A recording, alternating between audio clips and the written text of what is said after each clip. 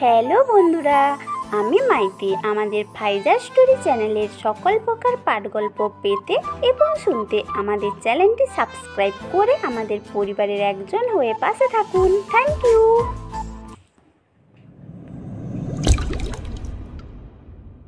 এই ছোট লোকের বাচ্চা, তোর মতো ফুটপাতের ছেলে আমাকে ধাক্কা দেওয়ার সাহস কি করে হয়? জি না, মানে আমি ইচ্ছে করে দিইনি, ভুলক্রমে লেগে গেছে। আবার মুখে মুখে কথা। তুই জানিস আমার বাবাকে? এমপি বিল্লার একমাত্র মেয়ে আমি, এই শহরের কিং। টুকরো টুকরো করে ফেলবো তোরে। আমার কথায় প্রিন্সিপাল পর্যন্ত না হিসু করে দেয়। এত কথা বলিস কেন? বল না মালডারে এখানে গেড়ে ফেলি। এই শালা আবার তোর দিকে তাকায় থাকে। আমি অনেক খেয়াল করে দেখেছি, একবার শুধু অর্ডার দে, চোখ উপড়ে ফেলবো। অন্যদিকে মাথা আমার টাক হলেও রাজনীতি অনেক খারাপ জিনিস, বুঝলে? এখানে সেকেন্ডে সেকেন্ডে গিরগিটির মতো রূপ পাল্টায়। কে কখন কারে মারে সেটা দেখে কে?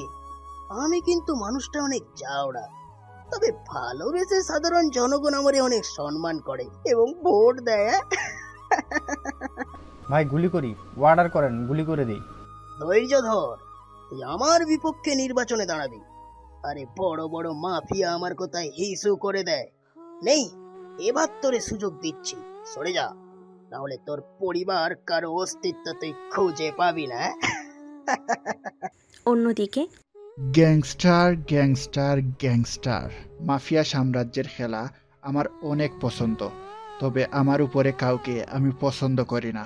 কে ওই সাধারণ ছেলে যে আমার ছেলে পেলেকে এইভাবে মেরেছে? ভাই, কলেজে ড্রাগ সাপ্লাই দিতে গিয়ে আমাদের সবাইকে ওই ছেলে মারছে, নাম রকি।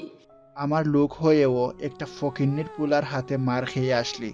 আগামী 2 ঘন্টার মধ্যে ওকে আমার সামনে চাই, খেলা অনেক জমবে। অন্যদিকে সুন্দরবনের কখনো বাঘ দেখেছিস? বাঘ সবসময় বাঘই হয়। আমি অনেক ভয় একজন মানুষ। তোরা যা দেশে শুরু করছিস এক একটা হাতে গুনে শেষ করব। ভাই, আমাকে আপনি আমার জীবনটা ভিক্ষা দেন, আমি আর এসবের মধ্যে নাই। যা, তোরে মাফ করে দিলাম, কিন্তু ওই দিন আমার বাবা মাকে আমার থেকে কেড়ে নিলি। ছোট্ট একটা ছেলের সামনে কিভাবে তার বাবা মাকে মারলি? মাথা আমার নষ্ট। কোনো জায়গায় গুলি করব তোর, কপালে নাকি বুকে নাকি ঠোঁটে? প্রতিশোধ নিব, সাধারণ কোনো নয়, ভয়াবহ। কথাটা বলেই রকি দুপায়ের মাঝে ঠাস ঠাস করে গুলি করে দেয়।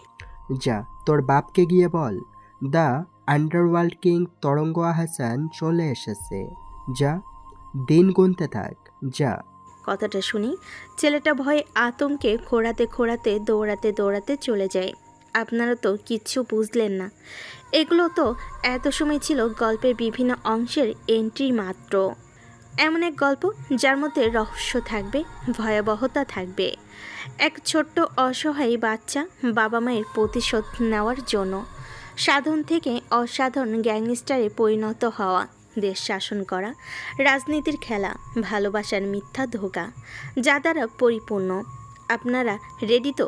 চলেন গল্পটা প্রথম থেকে শুরু করা যাক। এই ছেলে, সাহস কি করে হয় তোমার আমাকে প্রপোজ করার? নিজেকে দেখেছো তুমি? হ্যাঁ? নির্জন নামের ছেলেটির অপলক দৃষ্টি এখনও সামনে থাকা মেয়েটিতেই নিবদ্ধ।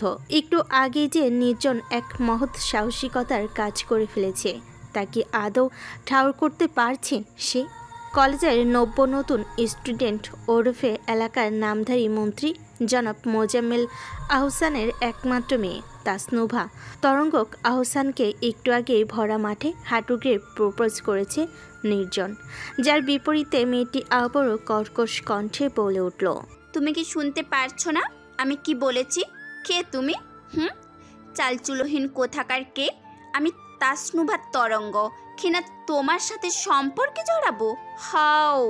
নির্জন নীরবে উঠে দাঁড়ালো, আস্তে করে বলল, আমি জানি তুমি আমায় ফিরিয়ে দেবে। এটা জানার পরেও তোমাকে আমি আমার মনের কথা জানিয়েছি, কারণ আমি সত্যি তোমাকে ভালোবাসি, ব্যাস। তরঙ্গ নীরবে চোখ বোলালো নির্জনের উপর। গায়ে সাধারণ চেক শার্ট, এলোমেলো চুল, কম দামি স্লিপার, যেন তার মধ্যে মধ্যবিত্ত ভাবটা সহজে ফুটিয়ে তুলেছে। তবে ছেলেটা অদ্ভুত, তার মধ্যে যেন বহুদূর এগিয়ে যাওয়ার মতো একটা তেজ আছে, যা তরঙ্গকে আরেকটি বাক্য নিঃসৃত করতে দেয়নি। সেদিন নির্জন নীরবেই চলে গেল তরঙ্গের সামনে থেকে। তরঙ্গ হাসল, অদ্ভুত এক হাসি, যার মানে বুঝে উঠতে পারল না তার বন্ধুরা। জিজ্ঞেস করলো, কিরে তরঙ্গ, এভাবেই ছেড়ে দিলি ছেলেটারে? আমি তো ভেবেছিলাম অন্তত একটা থাপ্পড় মারবি তুই। ওনার সম্পর্কে জানতে হবে একটু। ওনার নাম শাহরিয়া নির্জন, এই ভার্সিটিতেই পড়ে, সেকেন্ড ইয়ার, জিওলজি ডিপার্টমেন্টের, মধ্যবিত্ত পরিবারের ছেলে। ওই যে বাজারের মোড়ে যে ছোট সুপার মার্কেটটা আছে না, ওইটার মালিক ছেলেটা। সেদিনের পর তরঙ্গ আর আগের মতো নির্জনকে প্রাণোচ্ছল দেখায়নি। বেশ কয়েকদিন ভার্সিটিতেও তার আনাগোনা হয়নি। তারপর যখন ফিরল তখন থেকেই তার চেহারায় একটা কাঠিন্যভাব পরিলক্ষিত হলো। ওই কাঠিন্য ভরা মুখটা দেখে চলেছে তরঙ্গ প্রায় বছরখানেক ধরেই। কলেজের সামনে বাঁধানো গাছের নিচে বসে এক দৃষ্টিতে তরঙ্গ তাকিয়ে আছে দূর অবস্থানরত নির্জনের দিকে। ছেলেটার মাঝে কোথাও একটা মায়া লুকায়িত। তরঙ্গ জানে এটা শুধু মায়া নয়, বরং ভালোবাসা। কিন্তু নির্জন কেন আর একটিবারও তরঙ্গকে মানাতে এলো না? প্রায় বছরখানেক তো পার হলো, তাও না। তরঙ্গ মনে মনে ঠিক করলো আজ সে নিজে গিয়ে নির্জনের সাথে কথা বলবে। গাছতলা থেকে উঠে দাঁড়াতেই তরঙ্গের বান্ধবী জেসমিন তার হাত ধরে টেনে জিজ্ঞেস করলো, কি রে তোর, কোথায় যাচ্ছিস তুই আবার? তোরা বস, আমি আসছি একটু। জেসমিনের থেকে হাত ছাড়িয়ে নিয়ে দ্রুত কদমে এগিয়ে গেল সে সামনের দিকে, যেখানে নির্জন বসে আছে হাতে একখানা বই নিয়ে। ধীর পায়ে তরঙ্গ গিয়ে দাঁড়ালো তার পিছনে, আস্তে করে উচ্চারণ করলো, এক্সকিউজ মি। নির্জন এবার মুখ তুলে চাইল পেছনে। তরঙ্গের হালকা হাসি যুক্ত মুখখানা চোখে পড়তেই ধপ করে হাতের বইটা বন্ধ করে ফেল। তারপরে হঠাৎই দ্রুত হাতে ব্যাগ কাঁধে নিয়ে উঠে সোজা হাঁটা ধরল সামনের দিকে। তরঙ্গকে এক মুহূর্ত যে গণ্যই করল না কোনোভাবে। কিং, চন্দন গাছের দিকে আবার হাত বাড়িয়েছে ওই লাফাঙ্গাগুলো। এবার কি ওদের একটা পার্মানেন্ট ব্যবস্থা করা উচিত নয়? রাজুর কথায় তেমন একটা নড়চড় হলো না সামনের রাজকীয় চেয়ারে বসা লোকটির। জলজরা যেন আগে থেকে কাঠিন্যে ভরপুর। লোকটির কোনোরূপ উত্তর না পেয়ে এবার শাহেদ বলে উঠল, আপনি চাইলে এই মুহূর্তে ওই গ্যাংটাকে গোড়া থেকে উপড়ে ফেলতে পারবেন কিং। মাফিয়া কিং এনসের নাম এখন আন্ডারওয়ার্ল্ডে সবার মুখে। আপনার এক ডাকে পুরো টিম হাজির হবে কিং। এতক্ষণে সামনে বসা লোকটি নীরবে হাতে থাকা সিগারেটের বাড়তি অংশটি ফেলল মাটিতে, আরেকটু গা এলিয়ে দিয়ে কঠোর পুরুষালী কণ্ঠে উচ্চারণ করল, what's my name? NC. Mafia king NC. লোকটি ঠোঁটে বাঁকা হাসি ফুটে উঠল, মাথা দুলিয়ে আস্তে করে বলল, yes, mafia king N C. You know what সাহেব, এনসি কখনো কাঁচা চাল দেয় না। Yes king. তাহলে অপেক্ষা করতে থাকি। নীরব রইল সবাই।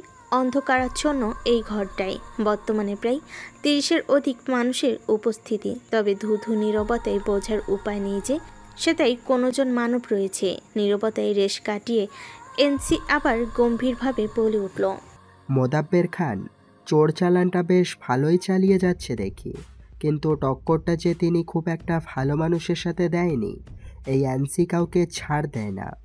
আর যেখানে আমার গুরুর মৃত্যুর জন্য দায়ী মোদাব্বের খান, সেখানে তো এক চুলো ছাড় দেওয়ার প্রশ্নই আসে না।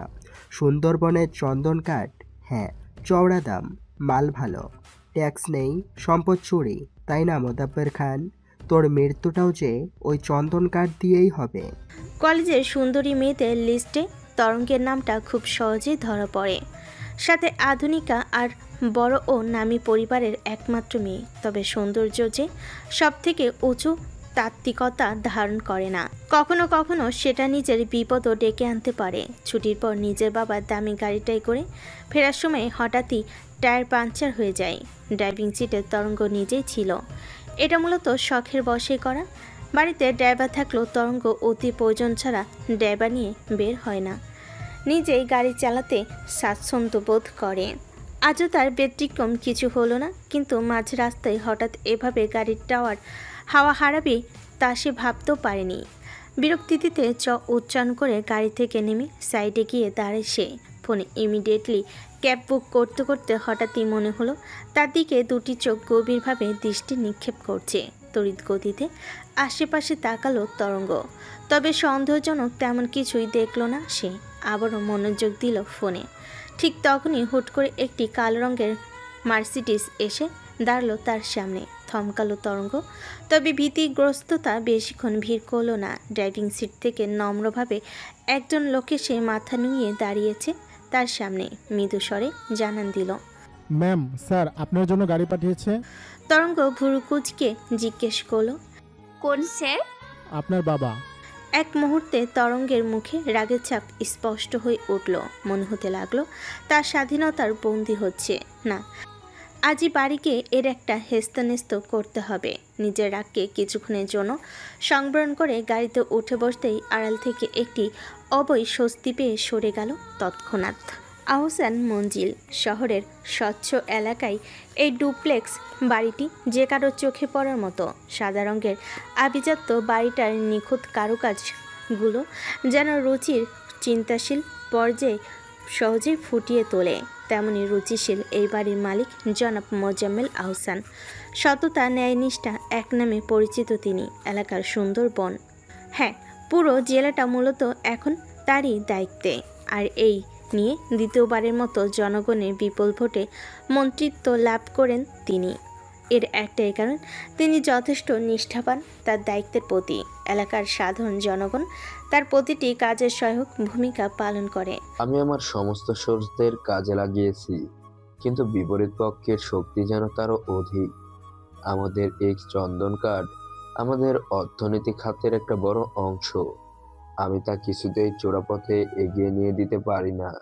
শত্রুর শতলোক, বুদ্ধির এক চোখ। জানেন তো মোজাম্মেল সাহেব, আপনি সোর্স কাজে লাগিয়েছেন আর আমি নিজেকে কাজে লাগিয়েছি, অথচ আমার সময় খুব কম। আমি জানি আপনি সহজে এসব তুচ্ছ বিষয় নিয়ে ভাবেন না, তবুও আমি বহু কষ্টে আপনার সাথে যোগাযোগ করতে পেরেছি, কারণ আমি সাধারণ মানুষের নিরাপত্তা চাই।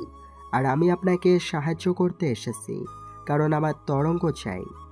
মোজাম্মেল আহসান নিমিষে নীরব হয়ে রইল। সকলের সামনে লোকটির ঠোঁটের কোণে ফুটে উঠল এক জয় জয়কার বাঁকা হাসি, যেন এখানেই সমস্ত জড়িয়েছে তার। এখানেই তার যুদ্ধের নিষ্প্রভতা। হঠাৎ স্টাডি রুমের দরজাটা সপাটে খুলে গেল। সে তার মধ্যমণি হয়ে দাঁড়ালো তরঙ্গ। নীরবে একবার রুমটার চারদিকে চোখ বুলিয়ে নিয়ে চোখ আটকালো সামনে থাকা অদ্ভুত লোকটির দিকে। সে বর্তমানে তরঙ্গের দিকে পিঠ করে বসে আছে। বিশাল দেহি লোকটির দেহ সম্পূর্ণ কালো হুডিতে আবৃত, এমনকি হুডির টুপিটাও মাথায় দেওয়া, যার দরুন লোকটির সামান্য একটি চুল পর্যন্ত দেখা দেয়। ভুরুকুচকে এলো তরঙ্গের, কেউ নেই। রুমটার চারিদিকে কেমন যেন একটি কড়া সুগন্ধি মম করছে। Smells heavy manly. তরঙ্গের ভাবনে ছেদ ঘটিয়ে সামনে থেকে মোজাম্মেল আহসান মোলায়েম কণ্ঠে উচ্চারণ করলো, কিছু বলবে প্রিন্সেস? তরঙ্গ ফিরল তার চিরাচরিত রাগের মাঝে। কণ্ঠে হালকা তেজ এনে সরাসরি মোজাম্মেল আহসানকে বলল, আব্বু, তোমাকে আমি আর কতবার বারণ করব আমার পেছনে তোমার বডিগার্ড না লাগাতে? তুমি কি বুঝতে পারছো না আব্বু? আমি একটু নিজের মতো চলতে চাই। তোমার এসব গার্ডের ভিড়ে আমার দম বন্ধ হয়ে আসে। মোজাম্মেল আহসান নিজের রকিং চেয়ার থেকে হালকা উঠে বসে ভুরুকুচকে বললেন, কি হয়েছে প্রিন্সেস? তুমি বারণ করার পর তো আমি আর কাউকে যেতে বলিনি তোমার সাথে। তাহলে আজ আমার গাড়ি খারাপ হওয়ার 5 মিনিটের মাথায় কি করে আরেকটা গাড়ি পাঠালে তুমি? আমি তো জানাইও নি কাউকে তখন। আমি গাড়ি পাঠিয়েছি, কি বলো? কথার মাঝে সামনে বসে থাকা লোকটির দিকে তাকাতেই থেমে যায় মোজাম্মেল আহসান। নীরবে 2 সেকেন্ডের মধ্যেই এমন কিছু ইঙ্গিত আদান প্রদান হলো যে সহসাই মোজাম্মেল আহসানের মুখভঙ্গি পরিবর্তন হয়ে গেল। হালকা হাসার চেষ্টা করে তরঙ্গের দিকে তাকিয়ে বলল, ওহ প্রিন্সেস, তুমি ভুল বুঝছো। আসলে তখন আমার ড্রাইভার ওই পথ দিয়ে আসছিল। মাঝ রাস্তায় আমাদের আরেকটি গাড়ি থেমে যেতে দেখে আমাকে কল করলো, তাই আমি ওকে বললাম তোমাকে পিক আপ করে নিতে। কিন্তু আব্বু, গাড়িটা তো আমি আগে দেখিনি, তাই ড্রাইভারকেও না। আহ প্রিন্সেস, তুমি দেখবে কি করে?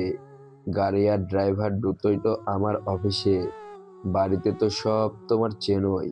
তরঙ্গ দমে গেল, নীরবে আরেকবার দৃষ্টি নিক্ষেপ করলো পেছন থেকে সেই অদ্ভুত অবয়ের লোকটির দিকে। ঠিক সেই মুহূর্তেই যে লোকটির ঠোঁটের কোণে এক চাঞ্চল্যকর হাসি বিরাজ করছিল তা দেখতেই পেল না। আব্বু, লাল going for make my coffee, you wanna try? তরঙ্গের কফির প্রস্তাবে সরাসরি উত্তর না দিয়ে মোজাম্মেল আহসান কিঞ্চিত হেসে সামনে বসা লোকটির দিকে তাকিয়ে বলল, আমার প্রিন্সেস দারুণ কফি বানায়, চলবে স্যার? এই এতক্ষণে তরঙ্গের কানে এলো সামনে লোকটির ভারিক্ষী কণ্ঠে দুটি মাত্র শব্দ। কোনো প্রকার নড়চড় ছাড়া লোকটি উচ্চারণ করল, উইদাউট সুগার। লোকটির থেকে সম্মতি পেয়ে মোজাম্মেল আহসান তরঙ্গের দিকে তাকালেন। তরঙ্গ উপন্যাস মাথা ঝাঁকিয়ে প্রস্থান করল স্টাডি রুমের দরজা থেকে। আমাকে স্যার বলে ডাকবেন না মোজাম্মেল সাহেব। I never deserve this respect. You know very well who I am. কণ্ঠের তীব্রতায় মিশেছিল এক ধরনের নিজ পরতের তাজ ছিল আর এক বীরত্বের প্রতীক, যা না চাইতেও যে কেউ গোড়া থেকে নাড়িয়ে দিতে পারে। এমনই এক রুষ্ট কণ্ঠ লোকটির। মোজাম্মেল আহসান স্মিত হেসে বলেন, সরি মিস্টার। পশ্চিমা জঙ্গল যেন চন্দন কাঠের একখানা খনি। সুন্দরবনের এই দিকটা পর্যটকের আনাগোনাও নেই বলেই চলে। সেই সুযোগটায় লুফে নিচ্ছে কালোই আবৃত হিংস্র জলদস্যুর দল, যাদের হাতে রয়েছে বিশাল আকৃতির কুঠার, চাপাতি, কাটার আর বিষাক্ত অ্যাসিড। নদীর কিনারায় নৌকা ভিতেই এক একে লাফিয়ে পড়ল লোকজন।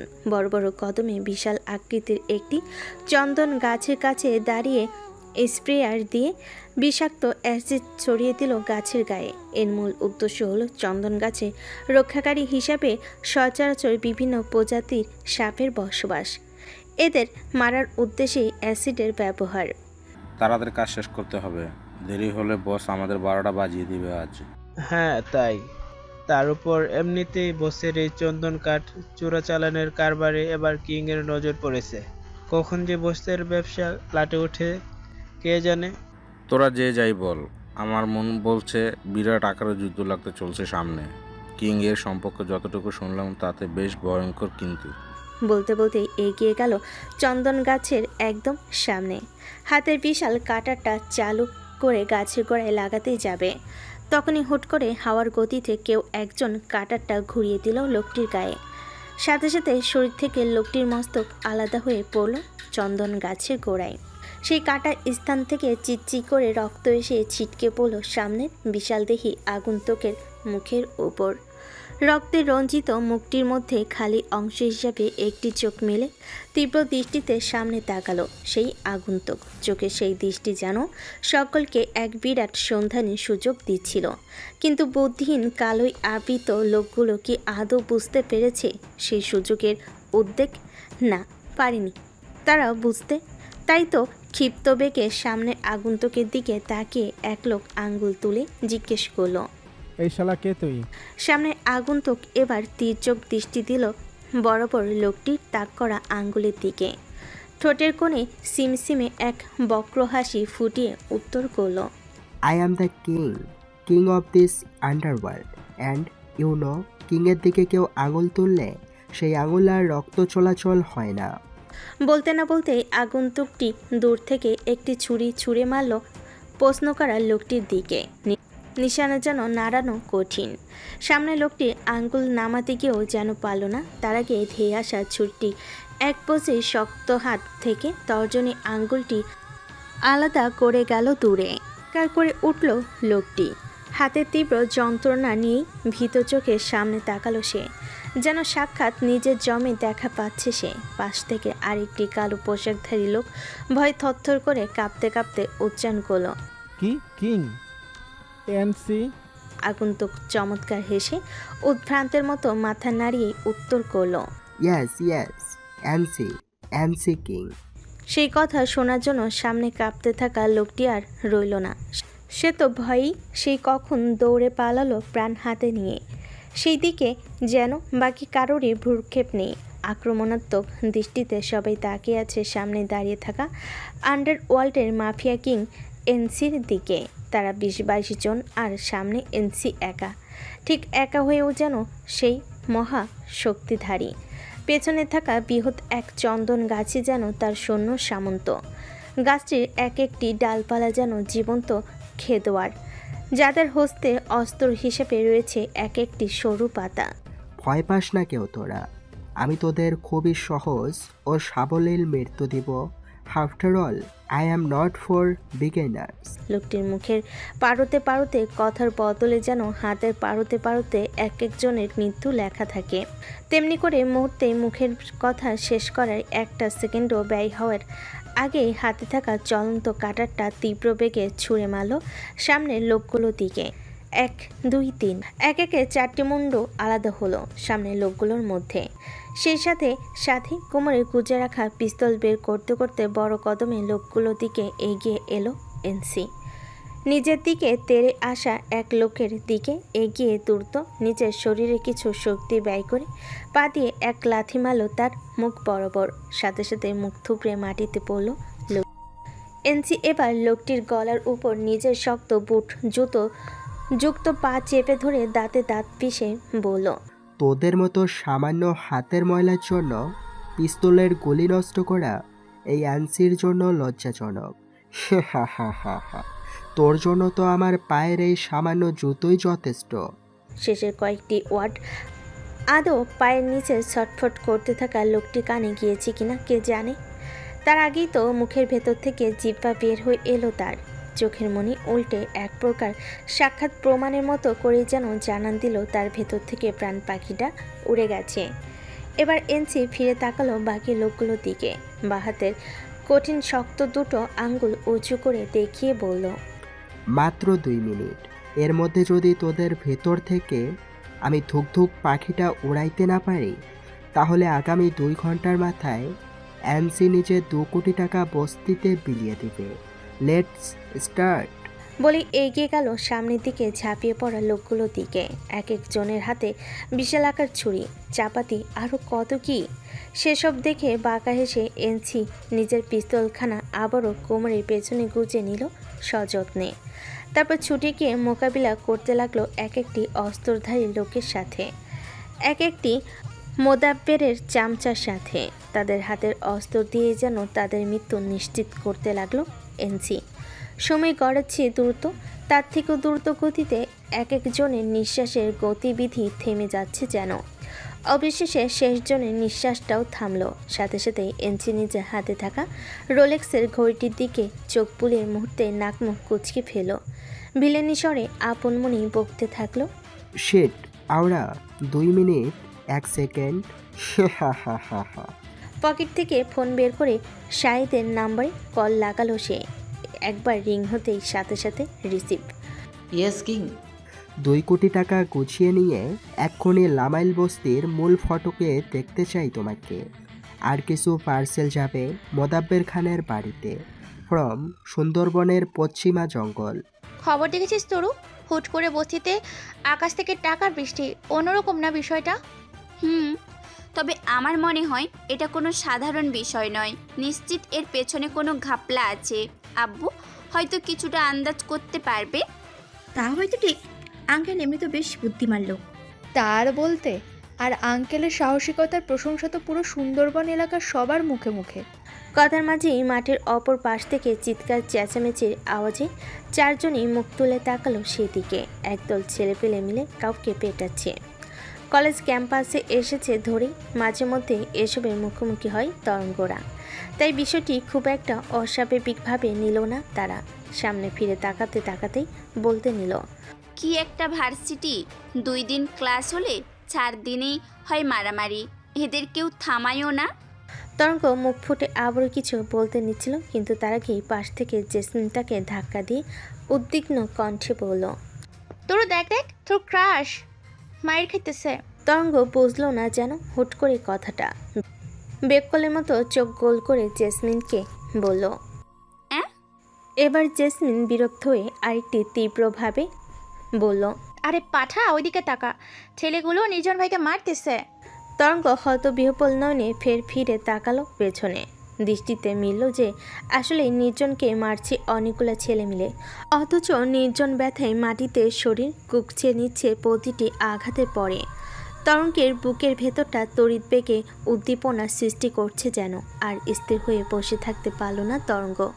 এক লাফে উঠে দাঁড়িয়ে ছুটে গেল সেদিকে। ভিড় ঠেলে নির্জনকে মারতে থাকা ছেলেগুলোকে এক একে ধাক্কা দিয়ে সরানোর আপ্রাণ চেষ্টা করতে লাগলো সে। প্রাণপণে চিৎকার করে বলতে লাগলো, ছেড়ে দিন ওনাকে, থামুন বলছি। আমি কিন্তু পুলিশ ডাকবো, বলে দিলাম। সরুন আপনারা। তরঙ্গকে মোটামুটি সবাই চেনে ভার্সিটিতে। মোজাম্মেল আহসানের মেয়ে বলে কথা। তাকে দেখে ছেলেগুলো না চাইতো মার থামালো, তবে ক্ষিপ্ততা যেন কমল না একটুও। উল্টো দলটির মূল মুখ পরাগ তরঙ্গের দিকে তর্জনী আঙ্গুল তুলে হিসিয়ে বলল, আমাদের কাজে বাধা দেওয়ার জন্য তোমাকে পস্তাতে হবে মেয়ে, সেই যতই তুমি হও মিনিস্টারের একমাত্র কন্যা। বলে আর এক মুহূর্ত দাঁড়ালো না পরাগ আর ওর সাথে ছেলেগুলো। চলে গেল তারা আরও একবার নির্জনকে শাসিয়ে। ওরা যেতেই তরঙ্গ এগিয়ে গেল নির্জনের দিকে। ছেলেটি এখনও মাটিতে পড়ে ব্যথায় কুকড়াচ্ছে। তরঙ্গের অজান্তেই তার চোখের কোণ বেয়ে দুফোঁটা পানি গড়িয়ে পড়ল। তস্ত্র হাতে নির্জনকে মাটি থেকে তোলার আপ্রাণ চেষ্টা চালালো, কিন্তু গায়ে গতরে নির্জন নিতান্তই সুদর্শন বলা যায়। তাই তনুমনা তরঙ্গ বিফল তার কাজে। নির্জন নিজেই উঠে বসল। আলগা চোখে তরঙ্গের দিকে চোখ যেতেই দেখল মেয়েটা কেমন যেন উদ্বিগ্ন। এতটা অস্থিরতা কি আদৌ তার জন্য? আপনি ঠিক আছেন? কষ্ট হচ্ছে খুব? নির্জন নীরব হয়ে শুধু তাকিয়ে রইল মেয়েটার দিকে।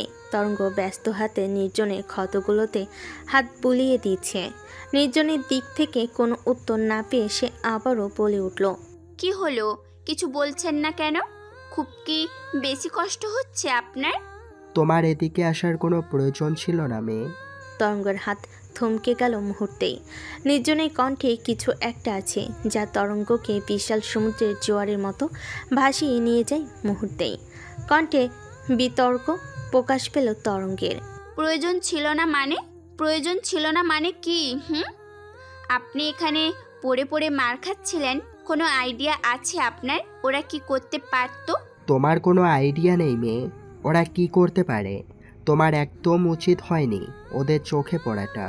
আপনি কেন শুধু শুধু ওদের সাথে ঝামেলায় জড়াতে গেলেন বলুন তো? বলতে বাধ্য নই। তরঙ্গ স্তব্ধ চোখে তাকায় নির্জনের দিকে। ছেলেটার আচরণে স্পষ্ট অভিমান। তরঙ্গের কণ্ঠ শীতল হয়ে এলো। সেদিনের জন্য রাগ করেছেন? আসলে আমি সেদিন। নির্জন গা ছাড়া দিয়ে উঠে দাঁড়ালো, বক্র কণ্ঠে বলল, আমি কিছুই মনে রাখিনি মেয়ে, তুমিও ভুলে যাও সব।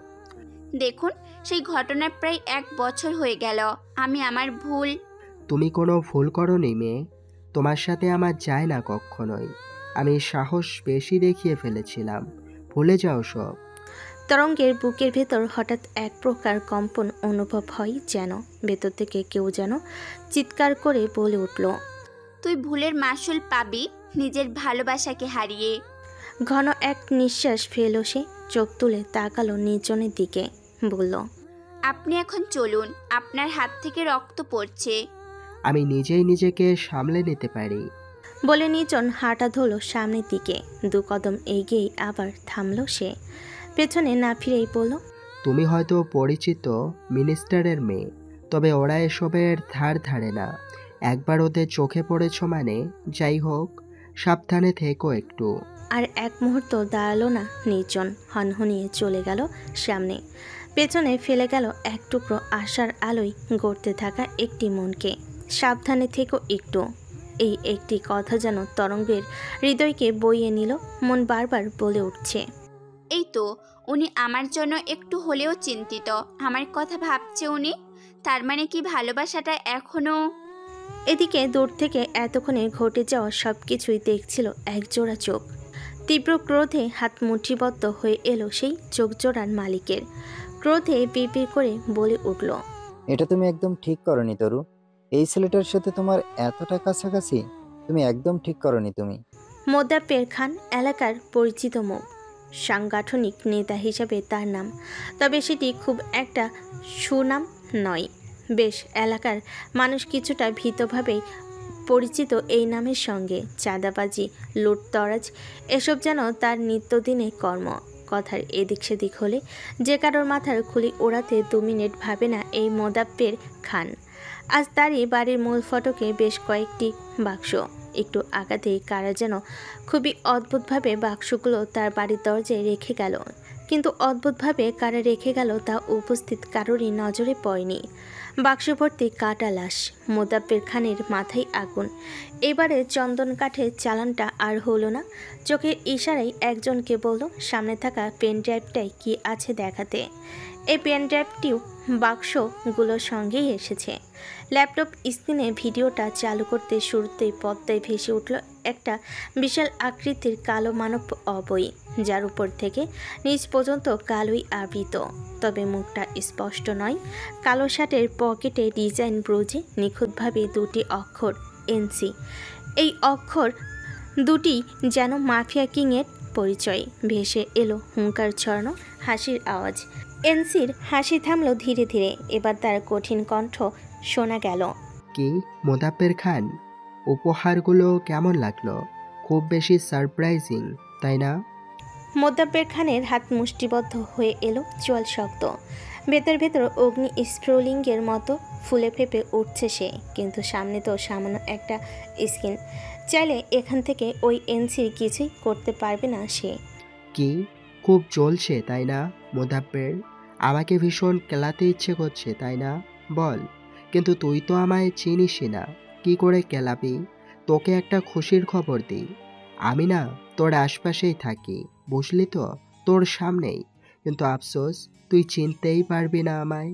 এতে কি আর আমার দোষ বলতো? বলে আবারও হাসি ফোয়ারা বইতে লাগলো স্ক্রিনে। ওপাশ থেকে মোদাব্বের ভ্রুকুটি করে দেখছে শুধু। তুই মরবি মোদাব্বের, আমার হাতেই মরবি। শুধু তোকে একটু সময় দিচ্ছি, পৃথিবীটা একটু দেখে নে আরও কয়েকদিনের জন্য, তারপর তো হা হা হা হা। হাসি থামতেই এনসির ভাব হঠাৎ পরিবর্তন হয়ে গেল। শরীর কাঁপিয়ে ঝুঁকলো ক্যামেরার আরেকটু কাছে, তবে মুখ তবুও অস্পষ্ট। পেশিবহুল দেখে চেনার কোনো উপায় নেই তার।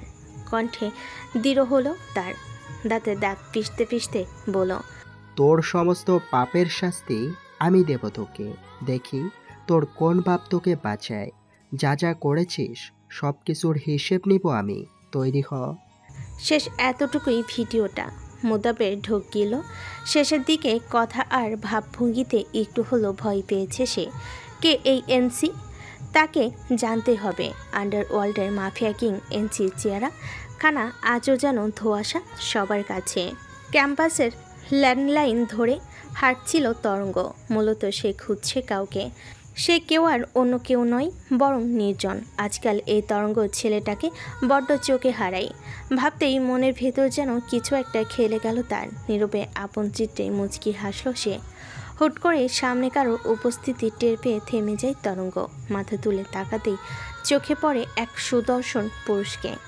উনি পরিচিত তরঙ্গের এই কলেজেরই গণিত বিভাগের লেকচারার জনাব আতিফ মাহবুব। তরঙ্গ হালকা হাসি বলল, আরে স্যার, আপনি কিছু বলবেন? Yeah Taru, I want to say you something. হ্যাঁ স্যার, বলুন না। আমরা কোথাও বসতে পারি? এখানে চারপাশে খুব বেশি ভিড়। তরঙ্গ ভাবছি কি বলবে। এই মুহূর্তে নির্জনকে দেখতে ইচ্ছে করছে। খোঁজ নিয়েছিল সে নির্জনের বন্ধু সৌরভের থেকে, যে এই ক্লাস শেষে নাকি নির্জন চলে যাবে আজ। এখন যদি আতিক স্যারের সাথে কথা বলে সময় নষ্ট করতে যাই, তাহলে তো আজকের মতো আর নির্জনকে দেখাই হবে না। তাই ভেবে চিন্তে তরঙ্গ আতিফকে বলতে নিল, আসলে স্যার, আমার এখন একটা ইম্পর্টেন্ট। কিন্তু তার আগেই দূরে একটা জায়গায় চোখ যেতে মুখের কথা থেমে গেল তরঙ্গের। ক্যাম্পাসেরই একটা গাছতলায় নির্জন বসে। দূরে হলো তরঙ্গের এক মুহূর্ত দেরি হয়নি তাকে চিনতে। ওই তো সেই সাদা কালো চেক শার্ট আর রংচটা জিন্স পরা ছেলেটা, তরঙ্গের বহুল প্রতীক্ষ নির্জন, যার এলোমেলো স্বভাবগুলোই ইতোমধ্যেই তরঙ্গের মনের ভিতর এক বিশাল সমুদ্রের জোয়ার সৃষ্টি করেছে। উস্কো খুস্কো চুলগুলো যেন তরঙ্গের অন্তরে দোলা দেয় বহুবার। সেই বরফখণ্ডের মতো তীক্ষ্ণ ধারালো চোয়াল, যেথায় তরঙ্গ কখনো এক চিলতে হাসি দেখতে পায়নি। সেই চোয়ালখানা দেখেই তো তরঙ্গ মুচকি হাসে। আর এই মুহূর্তে যে তরঙ্গের অন্তরে ঢেউ খেলানো সেই নির্জন পরনারীর সান্নিধ্যে বসে রয়েছে। নির্জনের কাজ ঘেঁষে একটি মেয়ে বসে আছে। নির্জনের বাম হাত মেয়েটার মাথায়, কত সযত্নে হাত বুলিয়ে দিচ্ছে মেয়েটার মাথায়। কতটা যত্ন নিয়ে মেয়েটার মুখে হাসি ফোটানোর চেষ্টা করছে। তরঙ্গের চোখের কান্নিশ ভরে উঠল নোনা পানিতে। বুকের ভেতর হঠাৎ হৃদস্পন্দনের গতি যেন হুট করে হারিয়ে গেল তার। চারপাশ ফাঁকা লাগছে তার।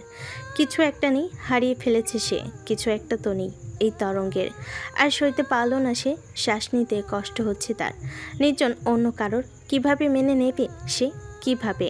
হুট করে নির্জন তাকায় তার দিকে, সাথে থেমে যায় পাশে মেয়েটার মাথায় হাতে থাকা নিজের হাতটি।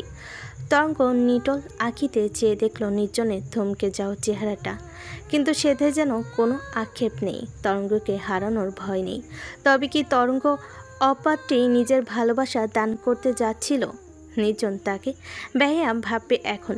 না না, তা হতে দেওয়া যাবে না। তরঙ্গ নিজেকে সামলে নিয়ে আতিফকে বলল, চলুন স্যার, কোথাও গিয়ে বসি। আতিফের ঠোঁটের কোণে বাঁকা হাসি ফুটল যেন। এতক্ষণে সব কিছুই যে তার চোখে ধরা দিয়েছে দারুণভাবে। আতিফ আশপাশে তাকিয়ে আস্তে করে নিজের হাতটা এগিয়ে নিল তরঙ্গের দিকে।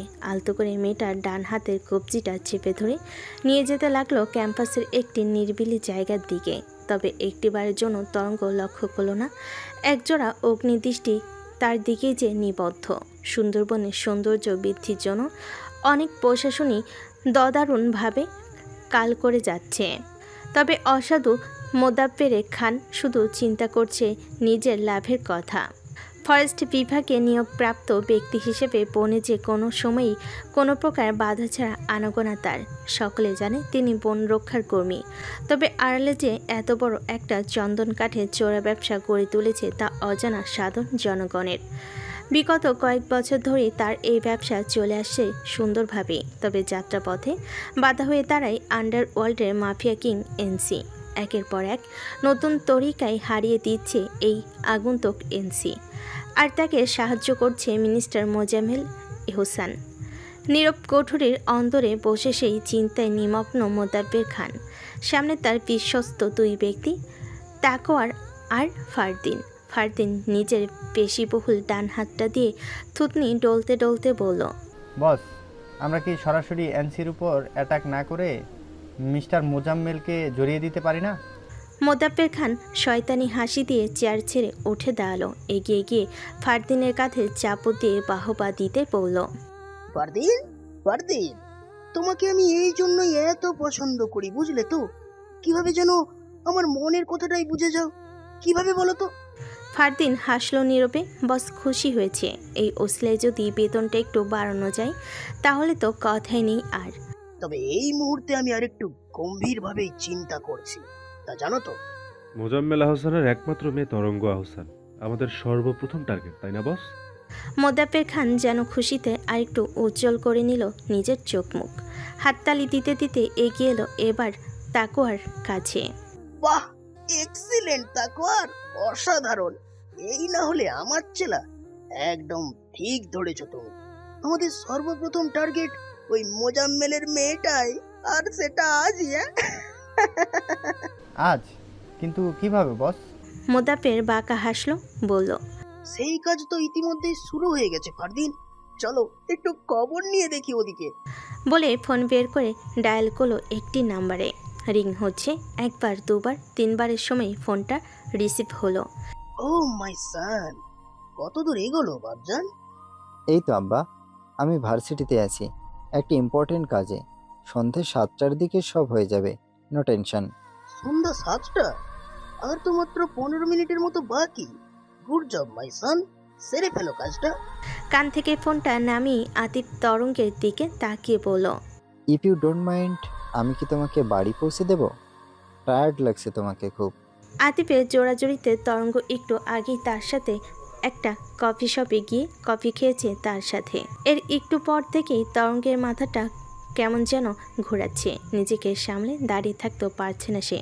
তবু আতিফকে না করে বলল, না স্যার, তার প্রয়োজন নেই। আমার গাড়ি চলে আসবে এক্ষুনি। কল করেছি আমি।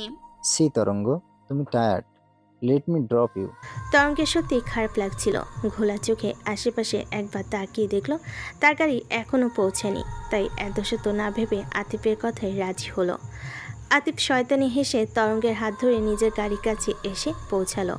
তারপর তরঙ্গকে ব্যাকসিটে বসিয়ে নিজেও বসলো তার পাশে। ড্রাইভারকে আদেশ দিতে এসে গাড়ি স্টার্ট দিল। আমার বাড়ির ঠিকানা জানেন তো স্যার? Yes, why not. আজ তো তোমার শ্রেষ্ঠ ঠিকানায় নিয়ে যাব তোমাকে। বলতে বলতে আতিফ একদম গা ঘেঁষে বসলো তরঙ্গের। ভুর কুচকে এলো তরঙ্গের।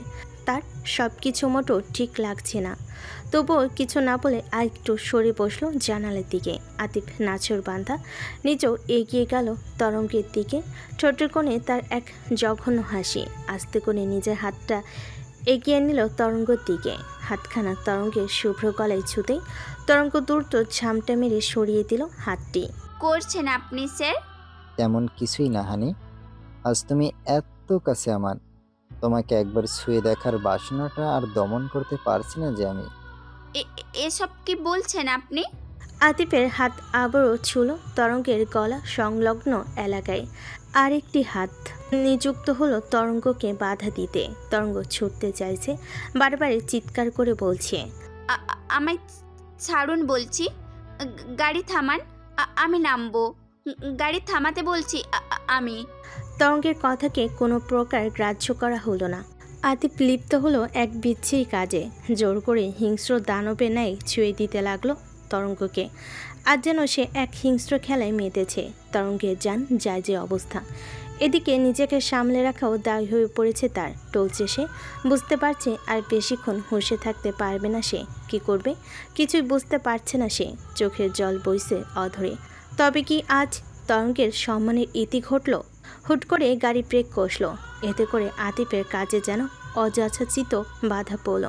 মেজাজ গরম করে ড্রাইভারকে একটি বিচ্ছিরি ভাষায় গালি দিয়ে সামনে তাকাতে দেখল তাদের গাড়ির ঠিক বরাবর একটি ছায়া মানব দাঁড়িয়ে। লোকটির মুখ সম্পূর্ণ ঢাকা কালো কাপড়ে, গায়ে লং কোট প্যান্ট, তবে চোখ দুটি তীর সমান তার, যেই চোখ দিয়ে পড়ছে আগুনে লেলিহান রসনা। ঘোরের মধ্যে তরঙ্গ যেন একটি দিশা খুঁজে পেল। দিক বিদিক চিন্তা না করে গাড়ির দরজা খুলে বেরিয়ে এলো সে। আতিফ দ্রুত আটকানোর চেষ্টা করলো তাকে। তরঙ্গ সামনে অজ্ঞাত লোকটির দিকে ছুটে যেতে নিলে পেছন থেকে আতিফ চেপে ধরে নিল তরঙ্গর হাত। তরঙ্গ তবুও হাল ছাড়ে না। নিজেকে ছাড়ানোর আপ্রাণ চেষ্টা করতে করতে বলতে লাগলো, ছাড়ুন, ছাড়ুন বলছি আমাকে। আতিফ একটু হাত আলগা করে না, তবে সেই বাঁধন আর বেশিক্ষণ স্থায়ী রইল না। হুট করে বাতাসে একটি বিকট শব্দ হলো। অভিজ্ঞরা সহজে বুঝে নিতে পারবে একটি পিস্তল হতে একটি বুলেট বেরিয়েছে মাত্রই। সেই বুলেট গিয়ে সহসা বিঁধল আতিফের হাতে। হ্যাঁ, যে হাত এতক্ষণ তরঙ্গের হাতে চেপে ধরে রেখেছিল সেই হাতটাই এখন ছিটকে সরে গেল। গলগলিয়ে রক্ত ঝরতে লাগলো আতিফের হাত থেকে। গুলিটা একদম হাতের হাড় ছিঁড়ে বেরিয়ে গেছে যেন। উঁচু করলে ধরলে নির্দ্বিধায় ছোট ফুটো হয়ে ওপারে সব দেখা যাবে। সামনে লোকটির হাতে পিস্তল, যা এখনও আতিফের হাতের দিকে তাক করা। তরঙ্গ যেন ভয়কে জয় করলো এক মুহূর্তের জন্য। সামনের লোকটি তার জন্য বিপদ হতে পারে, যা যেন মাথায় এলোই না তার এই মুহূর্তে। শুধু মনে হলো লোকটি তার রক্ষা কবচ, তাকে বাঁচাতেই এসেছে আর বাঁচিয়েছ। তরঙ্গ পিস্তলের ভয় না পেয়ে টলটলে পায়ে ছুটে গিয়ে জাপটে ধরল সামনের কালোয় আবৃত লোকটিকে। তরঙ্গের মনে হলো সে নিরাপদ, পৃথিবীর সবচেয়ে নিরাপদ আশ্রয়ে আছে সে। হুট করে নির্জনের চেয়ারটা বদ্ধ চোখের পাতায় ভেসে উঠল তার। কিন্তু কেন ভাবতে পারল না সে। বিড়বিড় করে উচ্চারণ করলো একবার, নির্জন।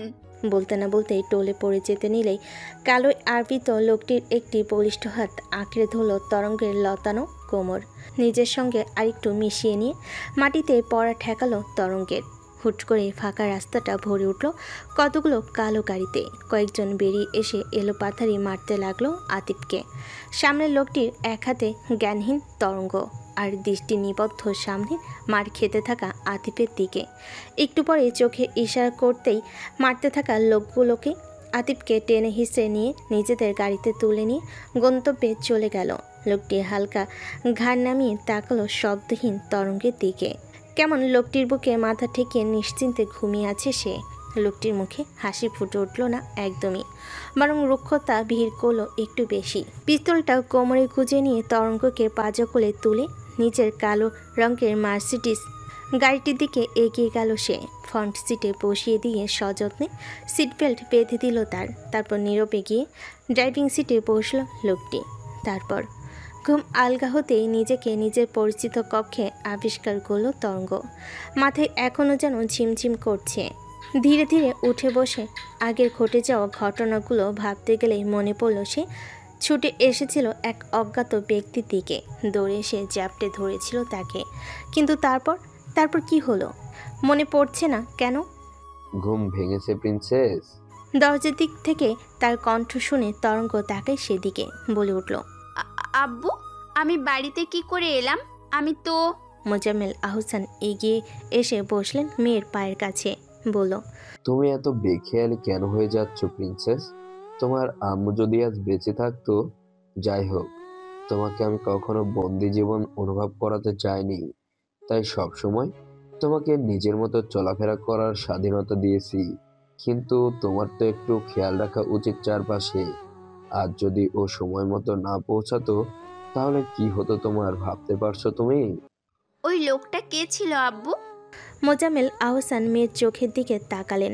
তাকে নীরব থাকতে দেখে তরঙ্গ বলে উঠল, আমি জানি আব্বু, ওই লোকটা তোমার লোক। ওই দিন ওই লোকটাই এসেছিল বাড়িতে তোমার সাথে, তা আমি শিওর। তুমি কি আমার জন্য তাকে বডিগার্ড হিসেবে রেখেছো আব্বু? যদি তাই হয় তাহলে তার চলাফেরা এত অদ্ভুত কেন?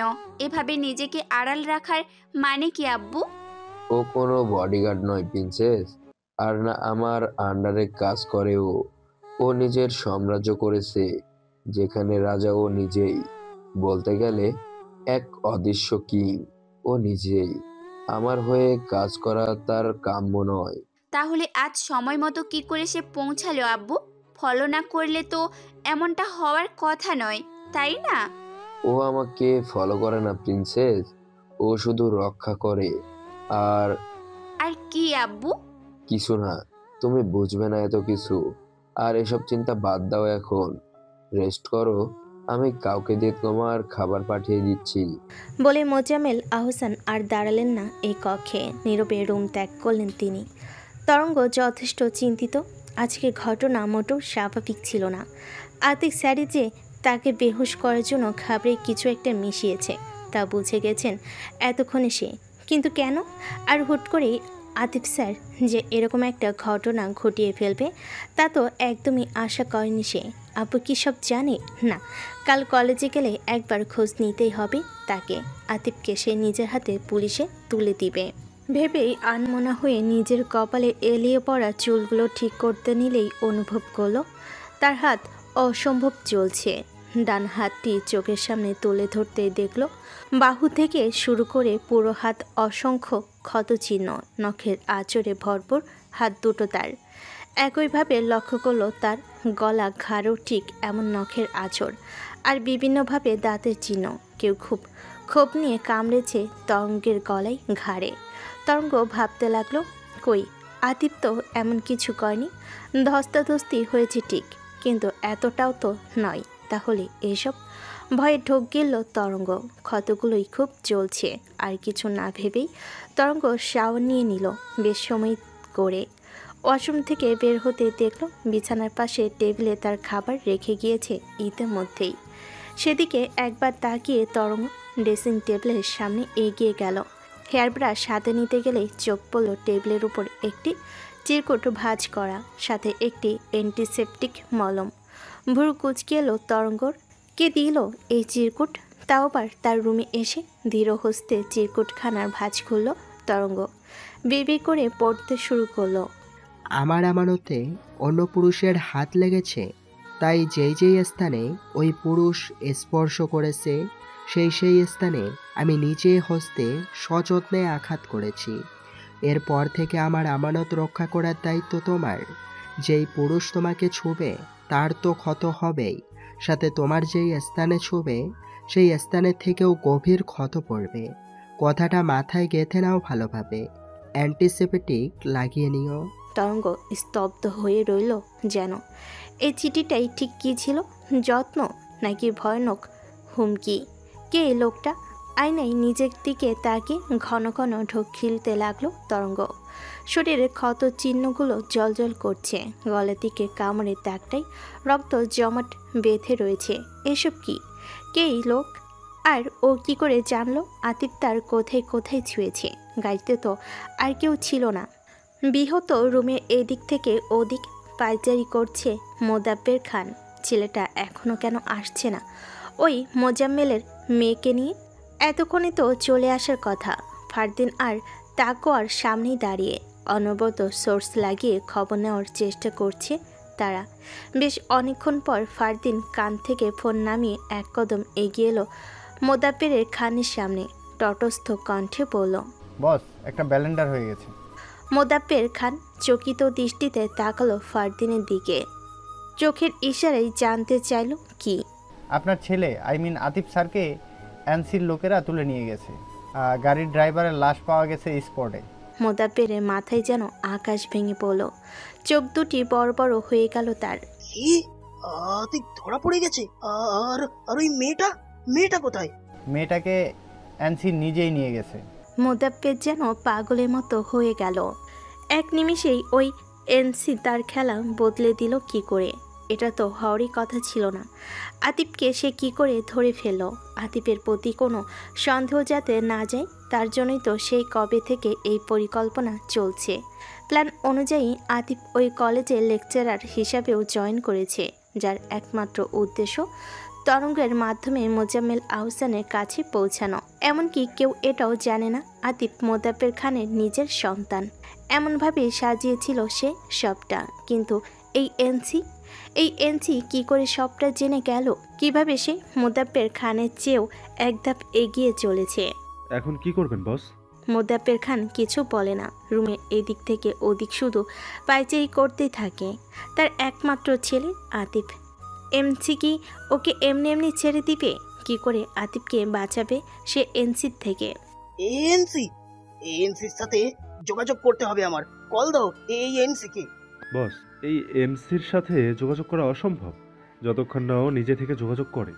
ওর সাথে যোগাযোগ করার কোনো মাধ্যমই কারোর কাছে নেই, না ওর ফোন নাম্বার না অন্য কিছু।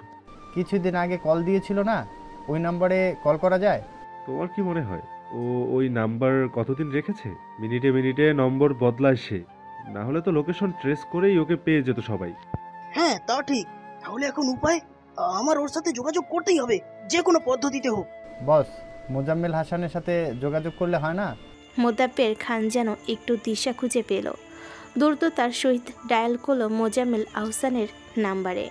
দুবার রিং হতেই কল রিসিভ হলো, কিন্তু ওর দিক থেকে কোনো প্রকার শব্দ এলো না। মোদাব্বের খান যেন অপেক্ষাও করলো না তার। নিজ থেকে তটস্থ কণ্ঠে বলে উঠল, হ্যালো মোজাম্মেল হাসান বলছেন? হ্যালো শুনতে পাচ্ছেন? হ্যালো। ওদিক থেকে সম্পূর্ণ নীরবতা বইল। বেশ অনেকক্ষণ পর ভেসে এলো এক ভয়ানক রাজভারী কণ্ঠ। মোদাব্বের খান, বেশ তাড়াহুড়োয় আছেন মনে হচ্ছে। থেমে গেল মোদাব্বের খান। এ তো মোজাম্মেল আহসানের কণ্ঠ নয়। তাহলে? ভয়ে ভয়ে ঠোঁট কাঁপিয়ে উচ্চারণ করলো, এএনসি। হু হা করে হাসির শব্দ ভেসে এলো ফোনের ওপাশ থেকে। পাগলের মতো হাসছে লোকটি। তারপর হাসি থামিয়ে টেনে টেনে নাটকীয় ভঙ্গিতে বলল, এত সহজেই চিনে ফেলেছিস বেটা? তুই তো বহুত ট্যালেন্টেড মাইরি। এএনসি আমার ছেলে আতিককে কি করেছিস তুই? ওর কিছু হলে তোকে আমি ছাড়বো না আমি। আরে শালা, তুই আমাকে মরার ভয় দেখাচ্ছিস? আমি তো সেই কবেই মরে গেছি রে শালা। তোর ছেলেকে দেখে আমার কেন জানি ফাদারের কথা মনে পড়ছে খুব। মোদাব্বের এর রুহু কেঁপে উঠল। ফাদার? ইয়েস ফাদার, যাকে তুই কয়েক মাস আগেই খুন করে দিয়েছিস, মনে নেই তোর? মোদাব্বের খানের ঘাম ছুটে এলো। মনে পড়ে গেল কয়েক মাস আগে সেই নৃশংস দিনের কথা। ফাদার আন্ডারওয়ার্ল্ডের মাফিয়া গ্যাংয়ের চূড়ান্ত ছিল, যার নাম। বয়স প্রায় 60 হয়েছিল হয়তো, তবে চলন বলনে সে ছিল এক অদম্য শক্তি যেন। বৈদেশিক বাণিজ্য যেন তার হাতের মুঠোয় ছিল। সেই ফাদার যখন জানতে পেরেছিল সুন্দরবনে এক অসাধু চক্র চন্দন কাঠে চোরাচালান করছে, তখন সেই কালো ব্যবসা বন্ধ করার জন্য মুখোমুখি হয় মোদাব্বের খানের। মোদাব্বের খানকে বেশ কয়েকবার সতর্ক করেছিলেন তিনি। মোদাব্বের খান তখন ছলনার আশ্রয় নিয়ে তাকে বলেছিল এই কালো ব্যবসা সে বন্ধ করে দিবে। ফাদারও তাকে একটি সুযোগ দিয়েছিল, কিন্তু মোদাব্বের তো এত সহজে হার মানার ব্যক্তি নয়। ছলনা করে সেদিন একাই পৌঁছেছিল ফাদারের কাছে। পরামর্শ নেওয়ার নাম করে ফাদারের খাবারে নিজ হাতে বিষ মিশিয়েছিলেন এই মোদাব্বেরই। তবে কিছুক্ষণ পরেই চলে আসেন তিনি। আর এরপর যখন ফাদার ধীরে ধীরে মৃত্যুর দিকে ঢলে পড়তে থাকে, তখন আর কেউ মোদাব্বেরের টিকিটও খুঁজে পায়নি। ফাদারের আস্থা নেই। কিন্তু এই ঘটনা এনসি জানলো কি করে? ফাদারের সাথে তোর কি সম্পর্ক এনসি? এনসি হু হা করে হাসলো আবারও। তারপর হাসি থামিয়ে হঠাৎই গম্ভীর স্বরে বলতে শুরু করলো, আমার বাপ ছিল না রে বেটা। রাস্তা থেকে তুলে এনে আমাকে এই মাফিয়া সাম্রাজ্যের রাজা বানিয়েছে ফাদার। আমাকে অ্যান্সি হিসেবে তৈরি করে দিয়ে গেছে। আর তুই কিনা আমার অবর্তমানে ফাদারকেই মেরে দিলি। আর ভাবলি কি করে আমি তা জানতে পারবো না? মোদাব্বের ঢোক গেল। এনসি আবারও ওদিক থেকে তিক্ত কণ্ঠে বলে উঠল, ফাদারকে যেভাবে মেরেছিস তুই, তোর ছেলেকেও অভাবেই মেরে দি। না না এনসি, না, আমার ছেলেকে মারবি না তুই। ও আমার একমাত্র ছেলে। এমনি এমনি ছেড়ে দেব বলছিস? কি চাস তুই? একটুক্ষণ নীরবতা বিরাজ করলো। তারপর এনসি আস্তে করে বলে উঠল, তোরে যাবৎকালে জমানো সকল সম্পদ, সকল ব্যবসার নথি, সব টাকা। কনস্ট্রাকশনের কাজ চলমান বিল্ডিংটায়। তবে এই মুহূর্তে লেবার বেশি তেমন কাউকেই দেখা পেল না চারদিকে। মোদাব্বের খান চারদিকে একবার চোখ বুলিয়ে নিল। ফারদিন আর তাকওয়ার নেমে দাঁড়ালো গাড়ি থেকে। হাতে পিস্তলগুলো তাক করে নিজেদের পরিজন নিয়ে চোখ বোলালো শিকারির মতো একটিবার। সব ঠিকঠাক দেখে চোখের ইশারে গাড়িতে থাকা মোদাব্বের খানকে বোঝালেন অল ওকে। মোদাব্বের খান বাঁকা হাসলো। নীরবে নিজের পাশে থাকা মাঝারো সাইজের ব্রিফকেসটাই একবার হাত বুলিয়ে নিল, যার ভেতরে আছে তার তথাকথিত এই যাবৎকালের সমস্ত অর্জন, ব্যবসার নথিপত্র সব। যেখানে উল্লেখ আছে যে সে নিজ হস্তে তার সব কিছু এনসির নামে করে দিচ্ছে। হ্যাঁ, তখনকার এনসি এর প্রস্তাব শুনে থমকে গিয়েছিল মোদাব্বের খান। কিছুটা সময় নিয়ে পরে তিনি রাজি হলেন এনসি এর শর্তে। এছাড়া আর যে কোনো উপায় নেই তার ছেলেকে বাঁচানোর। তবে একটি কথা তো এনসি জানে না, মোদাব্বের খান এত সহজে হেরে যাওয়ার মানুষ নয়। সব কিছু ঠিক হয়ে ও যেন একটু ঘোলাটে। মোদাব্বের খান গাড়ি থেকে নামলেন, ব্রিফকেসটা হাতে নিয়ে। চারদিকে শুনশান নীরবতা। এক কদম এগিয়ে ফারদিন আর তাকওয়ার এর আগেই হাঁটতে লাগলেন তিনি। বিল্ডিংয়ের দোতলায় উঠতেই একজন কালো পোশাকধারী গার্ড তাদের বাধা দিলেন হাত দিয়ে। চেক করে নিয়ে তাদের কাছে থাকা সকল অস্ত্র জমা দিতে বলল। মোদাব্বের খান এই মুহূর্তে নিরুপায়। তাদের কথা মতো কাজ করা ছাড়া আর কোনো উপায় নেই। ফারদিন, তাকওয়ার এবং মোদাব্বের খান তাদের কাছে থাকা সমস্ত অস্ত্র জমা দিয়ে শুধুমাত্র ব্রিফকেসটা নিয়ে ভিতরে প্রবেশ করলেন। দ্বিতীয় তলায় উঠে দাঁড়াতেই দেখল কেউ নেই এখানে। তবে এনসি তো তাদের এই ঠিকানাই দিয়েছে। তাহলে ভাবনার মাঝে মোদাব্বের খানের ফোন বেজে ওঠে। ফোন হাতে নিয়ে দেখল আননোন নম্বর থেকে কল। মোদাব্বের খান এখন জানে কে কল করতে পারে। ফোনটা রিসিভ করে কানে তুলতেই ভেসে এলো এনসি এর গম্ভীর গলা। সব ঠিকঠাক আছে তো মোদাব্বের খান? হ্যাঁ হ্যাঁ, তোর কথা মতো নিয়ে এসেছি, কিন্তু এখানে তো কেউই নই। তুই কোথায়? আরে কুল, আমাকে দেখার মতো সৌভাগ্য তোর হয়নি রে মোদাব্বের। এত সহজে না। যাই হোক, শেষ সুযোগটা দিচ্ছি, বলে দে সবটা ঠিক আছে তো? মোদাব্বের ঢোক গেল, তবু নিজেকে ঠিক রেখে বলার চেষ্টা করলো। হ্যাঁ হ্যাঁ, সব কিছু আছে। আমি শুধু আমার ছেলেকে চাই। পিছনে তাকা। এনসি কথা মতো মোদাব্বের পিছনে ফিরে তাকাই। দেখতে পেল একজন দাঁড়িয়ে। মোদাব্বের জিজ্ঞেস করলো, এটাই কি সেই এনসি? এনসি হু হা করে হাসলো, তারপর বলল, না রে মোদাব্বের, ও তো আমার ডান হাত, যেমন তোর ডান হাত ফারদিন আর তাকওয়ার। মোদাব্বের ভুরু কুচকে তাকাই একবার ফারদিন আর তাকওয়ারের দিকে। এনসি কুরুর খবর পেয়ে গেছে ওর হাতে চুপচাপ ব্রিফকেসটা দিয়ে দে। আমার ছেলে? নিচে গেলেই পেয়ে যাবি। কল কেটে গেল। মোদাব্বেরের কথা মতো ব্রিফকেসটা শাহেদের হাতে তুলে দিল। শাহেদ একবার ব্রিফকেসটা খুলে চেক করে নিল কাগজপত্রগুলো। তারপর চোখে ইশারায় মোদাব্বের খানকে যেতে বলল। মোদাব্বের নীরবে নেমে পড়ল বিল্ডিং থেকে, তার সাথে ফারদিন ও তাকওয়ারও।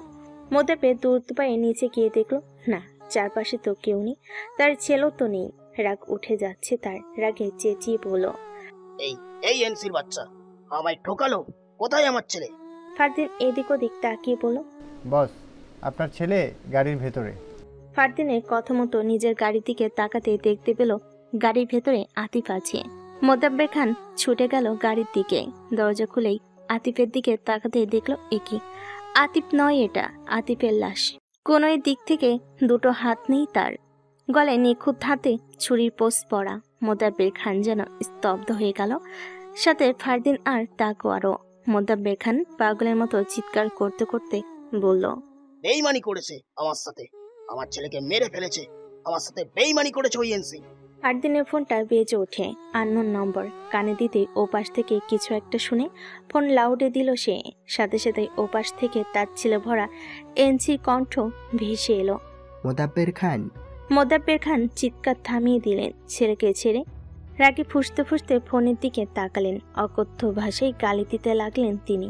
ওপাশ থেকে এনসি সেসব গায়ে না মেখে বলে, তুই কি ভেবেছিস শালা, এই এনসি গোবরে মুখ দিয়ে চলে? বাঘের ডেরায় এসে তুই বাঘকেই আঙুল দেখিয়ে চলে যাবি? তা তো হয় না, তাই না? কি বলতে চাইছিস তুই? তোর কথা মতো আমি আমার সব সম্পত্তি টাটার হিসেব করে দিয়েছি তোর নামে, তাও তুই আমার ছেলেকে মেরেছিস কেন? আহা মোদাব্বের খান, তুই কি ভাবলি আমি আসল নকল চিনি না? কাগজের গন্ধ আমার নাকে মিশে থাকে সব সময়। তুই আমাকে নকল পেপারস এনে দিবি আর আমি তোর ছেলেকে ছেড়ে দিব? আর তোর ছেলে তো এমনিতেই আমার হাতে মরতো, তার চোখ যে আমার জিনিসে পড়ে গিয়েছিল। দেখ, তোর ছেলের হাত দুটো আমি রেখে দিয়েছি নিজের কাছে, ওগুলো মহা পাপ করেছিল, বুঝলি তো? এবার তুই নিজের ছেলের বাকি অংশটুকু নিয়ে বাড়ি যা। মোদাব্বের খান, এখানে আর কোনো লাভ নেই তোর, শেষ সবটা অ্যান্সি নিজের হাতে শেষ করেছে তোর গুণধর পুত্রকে। আমি ছাড়বো না এনসি, ছাড়বো না আমি। পাশ থেকে ভেসে এলো এক উচ্ছ্বলিত হাসির শব্দ। এক হাসিতেই যেন মোদাব্বের খানের ধ্বংস লিখছে কেউ একজন, এমন এক ধ্বংস যা প্রতিকূলতায় টিকে থাকার জন্য লড়াই করে বেশ, তবে কুল পাইতে আর পারে না যেন। এনসি এমনই এক নাম যা বর্তমান সময়ে দুষ্কর্মে লিপ্ত মানুষের জন্য একটি নীরব ভয়, একটি আতঙ্ক, একটি অচেনা সত্তা, যাকে জানার চেনার আগ্রহ সবার। একটাই প্রশ্ন, কে এই এনসি? কি আছে তার মধ্যে গোপনতা? সেদিনের পর থেকে কেটেছে আরও কতগুলো দিন। তরঙ্গ যেন আজকাল একটু বেশি ভাবুক থাকে। চিঠি মনে শীতল করার একটি মাধ্যম, কিন্তু তরঙ্গর কাছে জমা হওয়া চিঠিগুলো যেন এক একটি নীরব হুমকি, নিজেকে সরিয়ে রাখার হুমকি। তরঙ্গ চেনে না কে তাকে এমন হঠাৎ চিঠি দেয়, তাও তার নিজের রুমে এসে। বাবাকে জিজ্ঞেস করলে বাবা উত্তর দেয় না কিছুই। তরঙ্গ বুঝে গেছে চিঠিগুলোর মানে। তরঙ্গ যে ছেলের কাছে যায় তার পরের দিনই কিছু না কিছু হয়, হয়তো হাত পা ভেঙে হসপিটালে ভর্তি হয়, আর নয়তো সোজা কলেজ থেকে চলে যায়। তরঙ্গ আর দেখাই পায় না তাদের কারোর। আজ নিয়ে 4 দিন তরঙ্গ অফিস কক্ষে গিয়েছিল আতিফ স্যারের খোঁজে, তবে কেউই তেমন বলতে পারেনি ঠিক। তবে একজন শুধু জানিয়েছিল গুরুত্বপূর্ণ কাজে তিনি কয়েকদিনের ছুটি নিয়েছেন। সেই কয়েকদিন বলতে আজ প্রায় 1 মাস কেটে গেল। আজ আবার যখন সে আতিফ স্যারের খোঁজে অফিস কক্ষে গেল, তখন জানতে পারল তিনি নাকি রিজাইন করে নিয়েছেন এই কলেজ থেকে। এখন কোথায় আছেন তা কেউই জানে না। কি অদ্ভুত, তাই না? আতিফ স্যার কি ভয় পেল সেই দিন? ভার্সিটির ল্যান্ডলাইনে হাঁটতে হাঁটতে কথাগুলো ভাবছিল তরঙ্গ। সাথে কেউই নেই আজ, বন্ধুরা সবাই ক্লাসে ব্যস্ত। তরঙ্গ একাই বেরিয়ে এসেছে ক্লাস থেকে আতিফের খোঁজ নিবে বলে, আর এখন ক্লাসে যেতেও ইচ্ছে করছে না তার। হাঁটতে হাঁটতে হঠাৎই অনুভব করলো কেউ যেন তার হাতে কবজিতে ধারালো তীক্ষ্ণ কিছু দিয়ে আঘাত করে গেল। সাথে সাথেই তরঙ্গ ব্যথায় অস্পষ্ট আওয়াজ করে উঠল। হাত চেপে ধরে পাশ কাটিয়ে যাওয়া ছেলেগুলোর দিকে তাকাতে দেখলো ছেলেগুলো হাসছে। হাতে একটি ছোট্ট চাকু, যা দ্রুত তারা পকেটে পুরে নিচ্ছে। তরঙ্গের এক মুহূর্তে দেরি হলো না ছেলেগুলোকে চিনতে। এরাই তারাই যারা ওই দিন নির্জনকে মেরেছিল। তরঙ্গ তাদের থেকে মুখ ফিরিয়ে নিজের হাতের দিকে তাকাতে দেখলো চিরচির করে রক্ত ঝরছে, প্রচন্ড জ্বলছেও। তরঙ্গর চোখের কোণে পানি জমেছে জ্বালাই। কি করবে এখন? হুট করে কোথা থেকে যেন নির্জন ছুটে এলো তরঙ্গর কাছে। এসে খপ করে কাটা হাতটা তুলে নিতে নিতে বলল, এটা কি করে হলো? এই মেয়ে হাত কাটলো কি করে? তুমি? তরঙ্গ চোখ মুখ খিচে ব্যথা সহ্য করার চেষ্টা করছে। রক্ত পড়াও বন্ধ হচ্ছে না। আঘাতটি একটু গভীর লেগেছে বটে। নির্জন নিজ হাতে তরঙ্গর কাটা স্থানটা চেপে ধরতেই লাগছে বেশ। নির্জনের চোখ দুটি কেমন লালচে হয়ে ওঠে। চোখ তুলে একবার তরঙ্গর মুখের দিকে তাকিয়ে বেজায় বিরক্ত হয়ে আবার বলল, হ্যাঁ, তোটা কাটলে কিভাবে মেয়ে? কথা বলছো না কেন? তরঙ্গ কিচ্ছুটি বলল না। হুট করে সেখানে এসে উপস্থিত হলো একটি মেয়ে। তরঙ্গর হাতের রক্তপাত দেখে মেয়েটিও চমকালো। এ কি আপু, তুমি হাত কাটলে কি করে? অনেকটা কেটে গেছে তো। মেয়েটিকে চিনতে একটু ভুল হলো না তরঙ্গর। এই মেয়েটাই তো সে যাকে ওই দিন নির্জনের সাথে দেখেছিল সে। মেয়েটাকে দেখি তরঙ্গর রাগ বাড়তে লাগলো। রেগে ঝাড়ি মেরে নির্জনের থেকে নিজের হাতটা ছাড়িয়ে নিল সে। ছাড়ুন আমার হাত। নির্জন হা করে রইল তরঙ্গর এমন আচরণে। এই মেয়েটা তার পিছু পিছু ঘুরঘুর করত, নির্জনকে নিজ থেকে এসে ভালোবাসার কথা বলতো। আজ এমন কেন করছে তরঙ্গ? আপু কি করছো? তোমার হাত থেকে রক্ত পড়ছে তো অনেক। তরঙ্গ এবার রাগী দৃষ্টিতে তাকালো মেয়েটির দিকে, বলল, দেখুন, আপনি বয়সে আমার থেকে বড়ই হবেন, তাই আপনার সাথে কোনো বাজে ব্যবহার করতে চাইছি না আমি। আপনি প্লিজ নিজের বয়ফ্রেন্ডকে নিয়ে চলে যান এখান থেকে। আমার ব্যাপার আমি বুঝে নিব। মেয়েটি হা হয়ে গেল। কি বলছে তরঙ্গ এসব? এদিকে নির্জনও অবাক, জিজ্ঞেস করলো, কি বলতে চাইছো তুমি এসব? কি বলতে চাইছি বুঝতে পারছেন না আপনি? নাটক করবেন না আমার সামনে। এই আপনার গার্লফ্রেন্ড না? লজ্জা করে না? নিজের গার্লফ্রেন্ড থাকতে অন্য মেয়ের হাত ধরেছেন যে। তরঙ্গ, একদম চেঁচাবেন না। কি বোঝাতে চাইছেন আপনি? আমি সবটা দেখেছি ওই দিন। আপু তুমি ভুল বুঝছো, নির্জন তো আমার। তরঙ্গ রক্তমাখা হাত উঁচিয়ে থামিয়ে দিল মেয়েটাকে, বলল, থাক, আমাকে আর কিছু বোঝাতে আসবেন না আপনারা। আমাকে আমার মতো করেই থাকতে দিন। কিছু না বলে আবার তরঙ্গর কাটা হাতটা ধরতে গেলে তরঙ্গ আবার ঝামটা মেরে সরিয়ে দিল হাত। চেঁচিয়ে বলে উঠল, আবার হাত ধরছেন? নোংরা লোক। কয়টা লাগে আপনার? নির্জনের রাগ এবার সপ্তম আকাশে পৌঁছে গেল। নিজেকে আর সামলে রাখতে না পেরে নিজের শক্ত পেশিবহুল হাত দিয়ে ঠাডিয়ে এক থাপ্পড় মারল তরঙ্গর বাম গালে। ব্যাস, এতে তরঙ্গর মুখ থেকে কথা বন্ধ হয়ে গেল। হতবিহ্বল নয়নে সে তাকিয়ে রইল নির্জনের দিকে। কি হয়ে গেল? মারত? নির্জন তাকে মেরেছে? নির্জন নিজের তর্জনী উঁচিয়ে রাগী কণ্ঠে বলল, আর একটাও কথা বলবে না তুমি। চুপচাপ আমার সাথে চলো। তরঙ্গ ছলছল নয়নে শুধু তাকিয়ে দেখে গেল নির্জনকে। সত্যি সে আর একটিও টু শব্দ করল না। নির্জন তরঙ্গর হাত ধরে কিছুটা টেনে নিয়ে যেতে লাগলো একদিকে। তরঙ্গ এগিয়ে যায় নীরবে। শরীরের ক্ষত আর অন্তরের ক্ষত মিলে মিশে এক অদ্ভুত অস্বস্তি অনুভূত হচ্ছে তার। সেদিনের পর তরঙ্গ আর ছুটে যায়নি নির্জনের কাছে। দেখো, বারবার এড়িয়ে গেছে সে নির্জনকে। আর নির্জন তো বারবারই তাকে লক্ষ্য করে না। ওই একদিনই যা বলেছিল ভালোবাসে। আচ্ছা, ভালোবাসে কি এত সহজে মরে যায়? কই, তরঙ্গ যে নির্জনকে ভালোবেসে ফেলেছে তা তো মরছে না। দিনকে দিন নির্জনের প্রতি এই ভালোবাসা যেন বেড়েই চলেছে তার। এমনকি নির্জন অন্য কারোর যেন যে এই ভালোবাসা কমছে না। তাহলে নির্জন কিভাবে পারলো এই একদিনই সব শেষ করে দিতে? নির্জন তরঙ্গকে নিয়ে ভার্সিটি বিল্ডিংয়ের দিকে এগিয়ে গেল। কলেজ ভার্সিটির ক্যাম্পাস একই হলেও ভবনগুলোর মধ্যে বেশ দূরত্ব রয়েছে। কলেজ স্টুডেন্টরা সচরাচর ভার্সিটির বিল্ডিংগুলোতে আসার অনুমতি পায় না প্রয়োজন ছাড়া। কলেজে ভর্তি হয়েছে ধরে তরঙ্গ কখনো ভার্সিটির বিল্ডিংয়ে প্রবেশ করেনি। বাইরে থেকে দেখতো শুধু। আজ নির্জন তার হাত ধরে ভিতর নিয়ে যাচ্ছে নীরবে। আশপাশের ছেলেমেয়েরা আর চোখে কয়েকবার তাকিয়ে দেখছে তাদের। তরঙ্গ নীরবে মাথা নামিয়ে নেয়।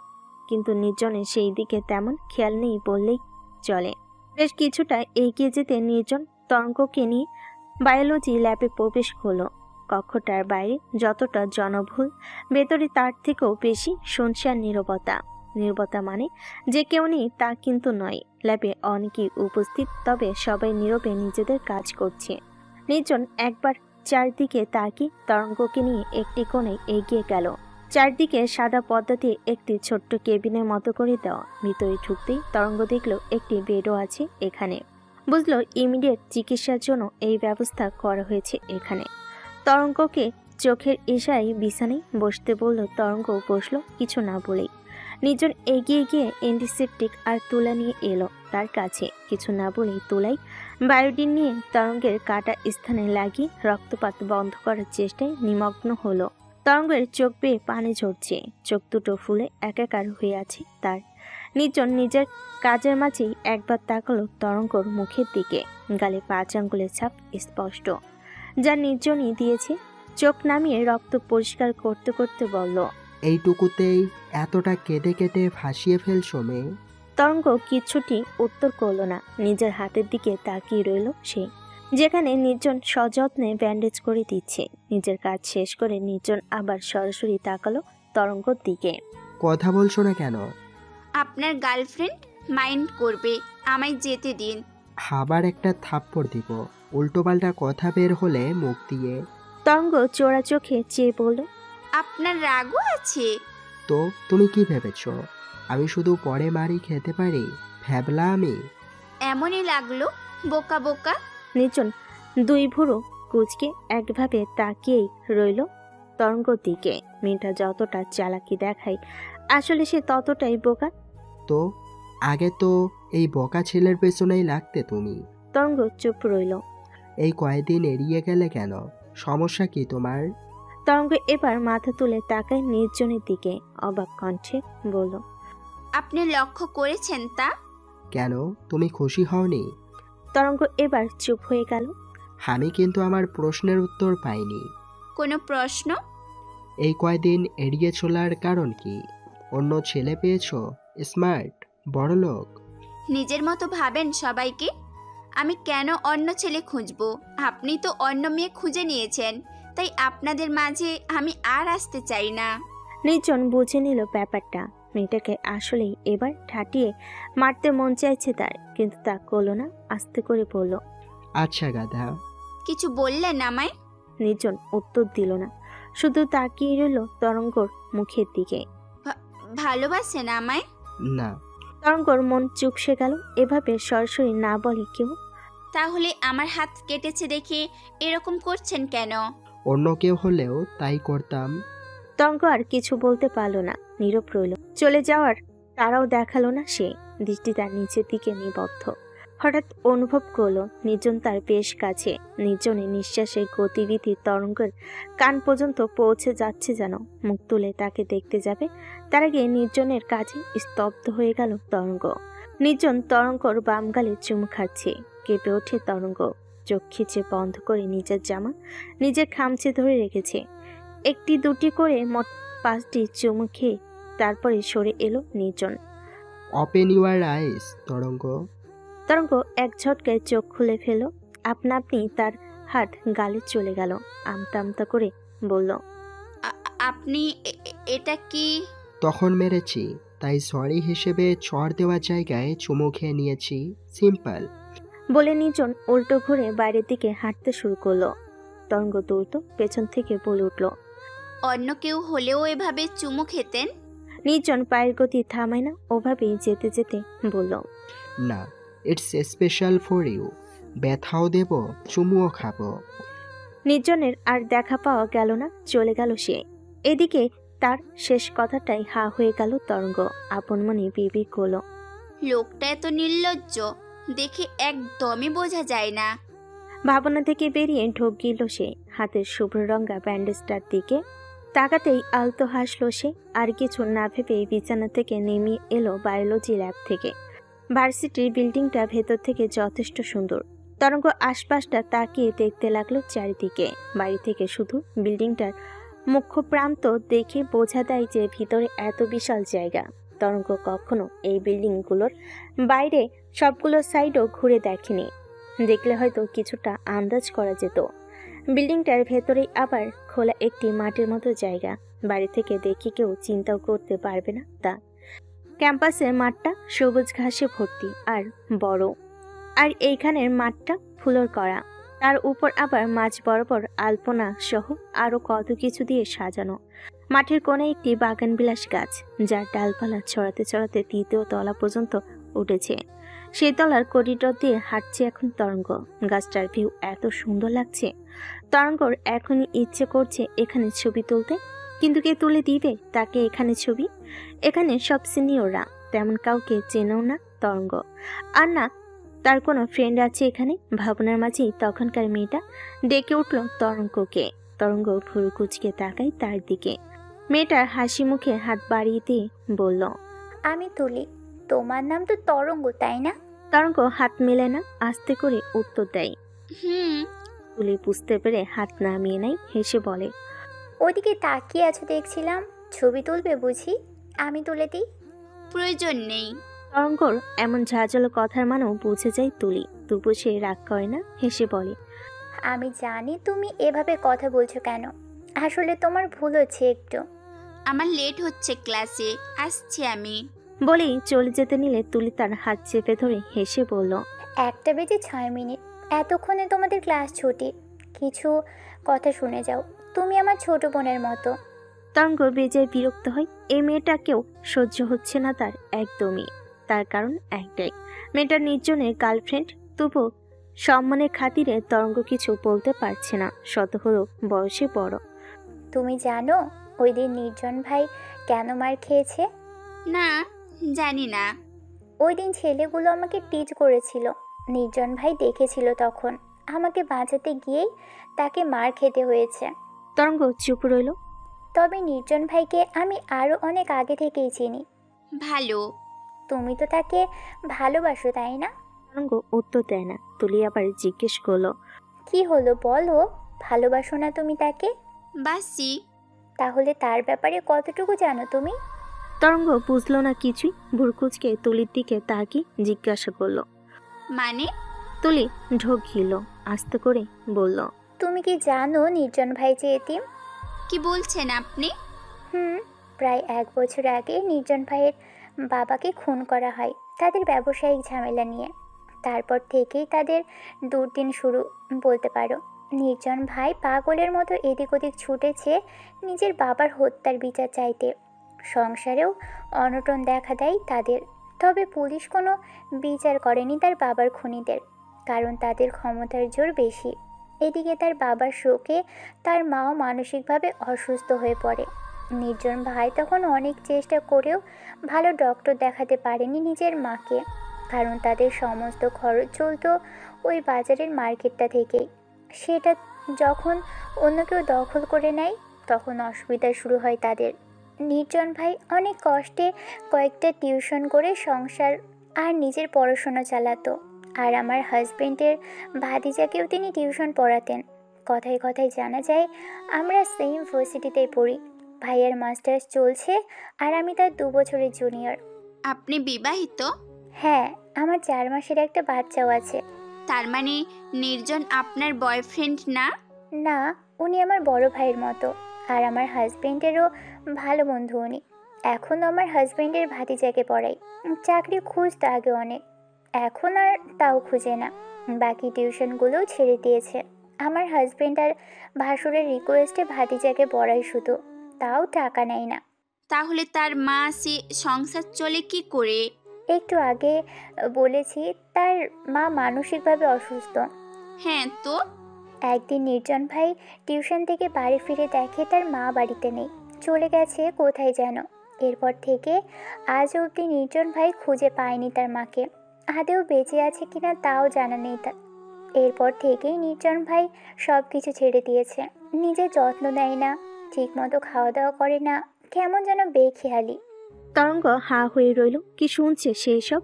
ছেলেটাকে দেখে বোঝার উপায় নেই যে ভেতরে ভেতরে এত কিছু হয়ে গিয়েছে তার মাত্র 1 বছরে। তরঙ্গ কিনা তাকে ভুল বুঝছে কিনা কি বলে বসলো তখন নির্জনকে সে। নির্জন ভাই তোমাকে ভালোবাসে মেয়ে। তরঙ্গ অবাক নয়নে তাকায় তুলির হাসি মাখা মুখের দিকে। তুলি আবার বলে, তুমি জানো তার জীবনে এখন বেঁচে থাকার একমাত্র কারণ তা হলো তুমি। ভার্সিটিতে তার কোনো কাজ নেই, আর কোর্সও শেষ, তাও রোজ রোজ ভার্সিটিতে আসে সে তোমাকে দেখার জন্যই। হ্যাঁ নয় মেয়ে, বলো হ্যাঁ, এটাই সত্যি। তাহলে জিজ্ঞেস করলে বললে না কেন? তা আমি জানি না বাপু, সেটা তোমাদের ব্যাপার। তবে এটাই সত্যি যে তোমাকে ভালোবাসে। এখন তুমি কিভাবে তার মুখ থেকে সত্যিটা স্বীকার করাবে সেটা তোমার ব্যাপার। আমার মনে হলো তুমি আমার জন্য নির্জন ভাইকে ভুল বুঝছো, তাই এত কিছু বললাম। আই এম সরি আপু, আমি আসলে আপনাকে। হয়েছে হয়েছে, আর বলতে হবে না। তোমার জায়গায় যে কোনো মেয়ে থাকলে এটাই করতো। এখন আর রাগ নেই তো আমার উপর? একদম না। তাহলে এখন কি ছবি তুলে দিতে পারি? ভার্সিটির বিল্ডিংয়ে পড়ে আসতে পারবে তা কিন্তু ভেবো না। কলেজ স্টুডেন্টদের বিনা কারণে এখানে প্রবেশ নিষেধ। নির্জন ভাই নিয়ে এসেছে বলেই ঢুকতে পেরেছো আজ, পরবর্তীতে একা এলে ঢুকতে পারবে না। তরঙ্গ মাথা নাড়িয়ে সম্মতি দিল ছবি তুলে দেওয়ার। তুলিও হাসি মনে ছবি তুলে দিতে লাগলো তরঙ্গকে। পরিকল্পনা অনুযায়ী এনসিএর এই মুহূর্তের মূল লক্ষ্য ছিল মোদাব্বের খান। তবে রয়ে শুয়ে কাজটা সারবে ভেবে এনসি আরও কিছুক্ষণ সময় দিতে চাইল মোদাব্বের খানকে। তবে ধারণার বাইরে বিষয়টি চলে যাবে তা একদমই ভাবা হয়নি। সিগারেটের শেষ টানটা দিয়ে সামনে থাকা রাজু আর শাহেদের দিকে কিছু প্রশ্ন ছুঁল এনসি। এইবার এর চালানটা কি এখনো পৌঁছায়নি? আজ সকালে পৌঁছে গেছে কিং, তবে রাশিয়ার অ্যালজেব্রা সেইখান থেকে কিছু জিনিস সরানোর চেষ্টা করেছিল, আমরা সামলে নিয়েছি। প্রোডাক্ট পাঠানোর ওয়ে চেঞ্জ করো, সমুদ্র বন্দর হয়ে যাবে, হবে অল্প সংখ্যক, আর মূল্যবানগুলো আকাশপথে পাঠানোর ব্যবস্থা করো। কিং, ডক্টর রিপোর্ট দিয়েছে, অগ্রগতি হচ্ছে। এনসির মুখে একটুখানি হাসি রেখা ফুটে উঠল প্রাপ্তির হাসিটা। মোজাম্মেল হাসানকে জানাও, বলে দাও যে একটি সভা ডাকতে। চন্দন কাঠের বিষয়টা আর বেশি দিন এভাবে রাখা যাবে না। কাল তাহলে? আজই। কিং, এত ঘন ঘন মোজাম্মেল হাসানের সাথে দেখা করাটা কি? প্রেমে পড়েছো কখনো রাজু? না কিং। তাহলে এই বিষয়ে তোমায় কিছু বলতে চাইছি না। আমায় বলুন কিং, আমি তো প্রেম করেছি। তাহলে তোমাকে আর বলার প্রয়োজন নেই, এমনি বুঝে যাবে তুমি সব। শাহিদের মুখটা চুপসে গেল।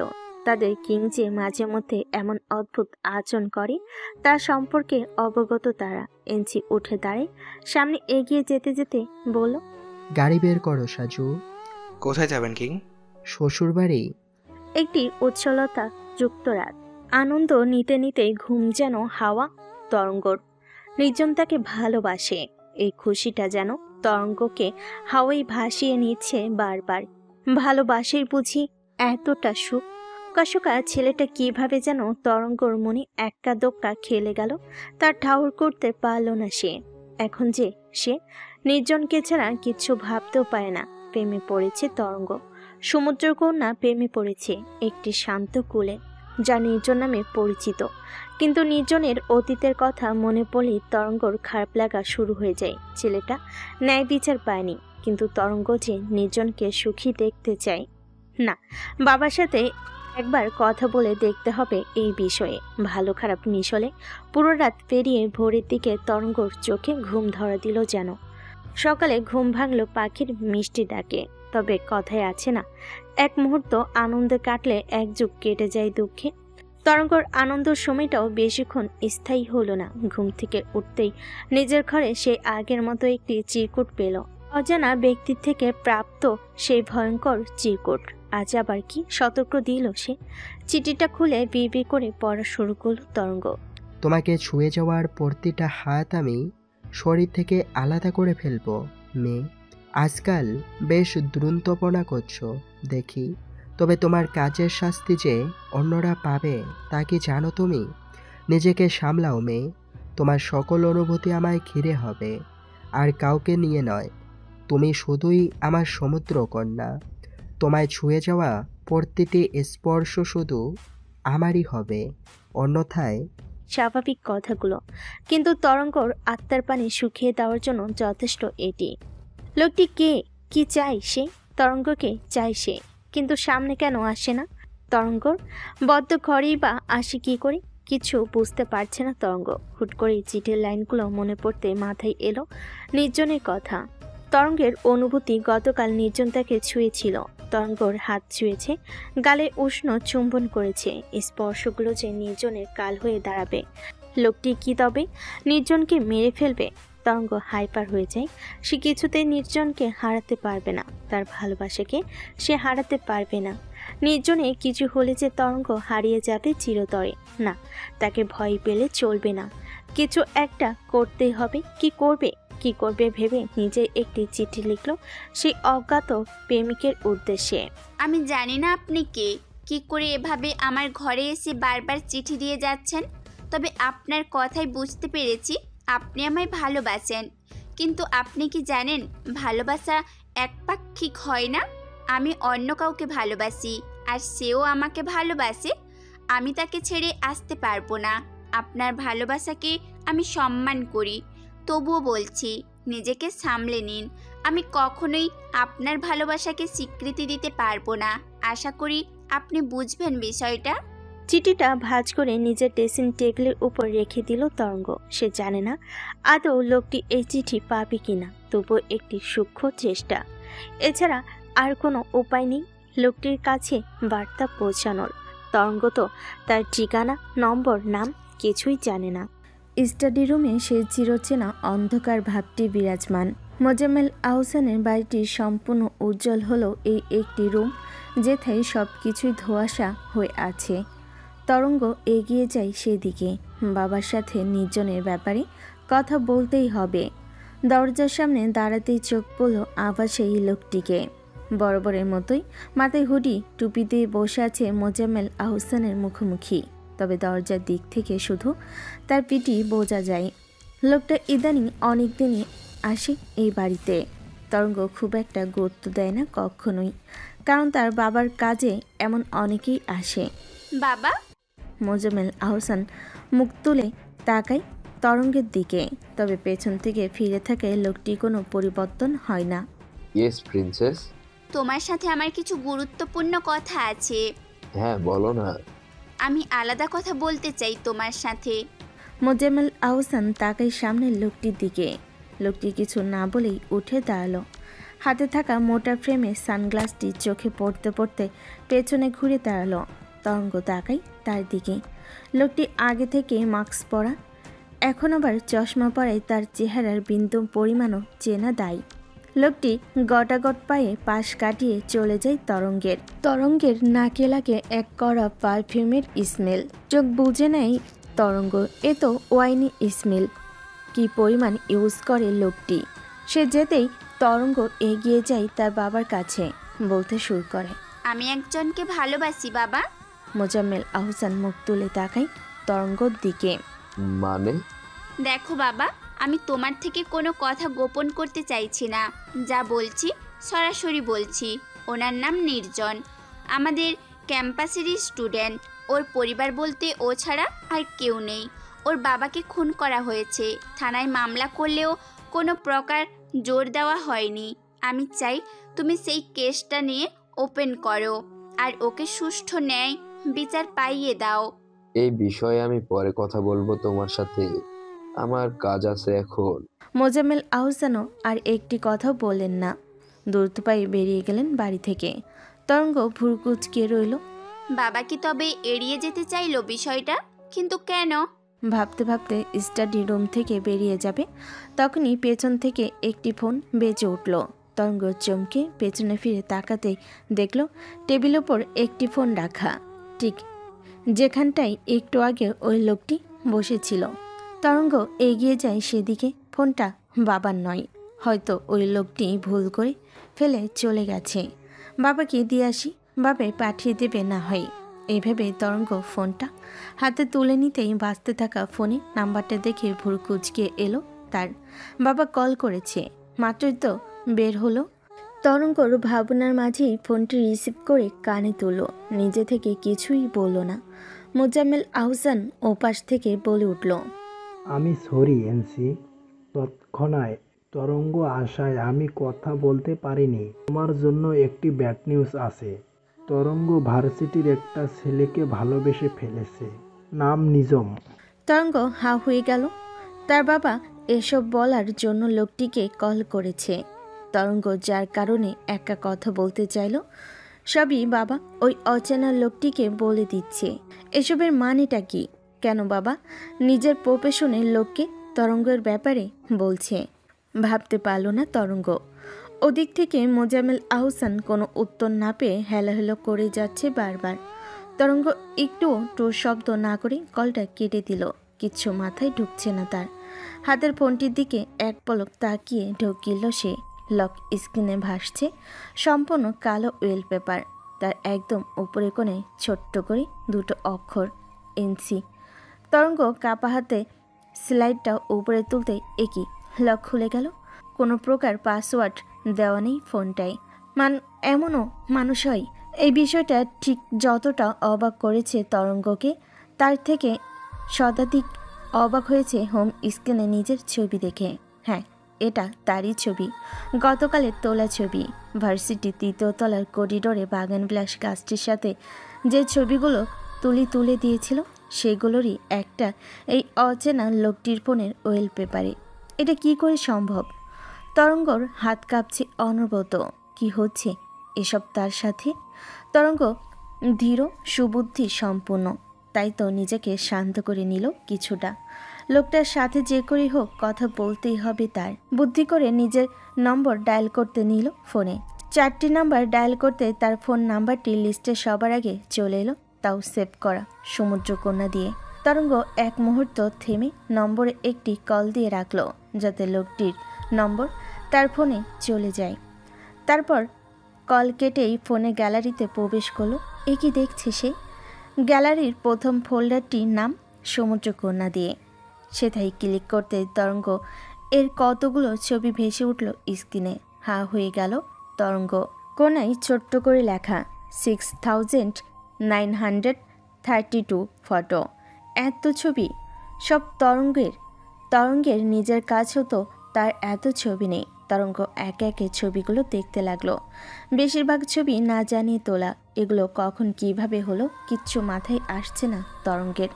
নিচে স্ক্রল করতে একটা ছবিতে চোখ আটকে যায় তরঙ্গের।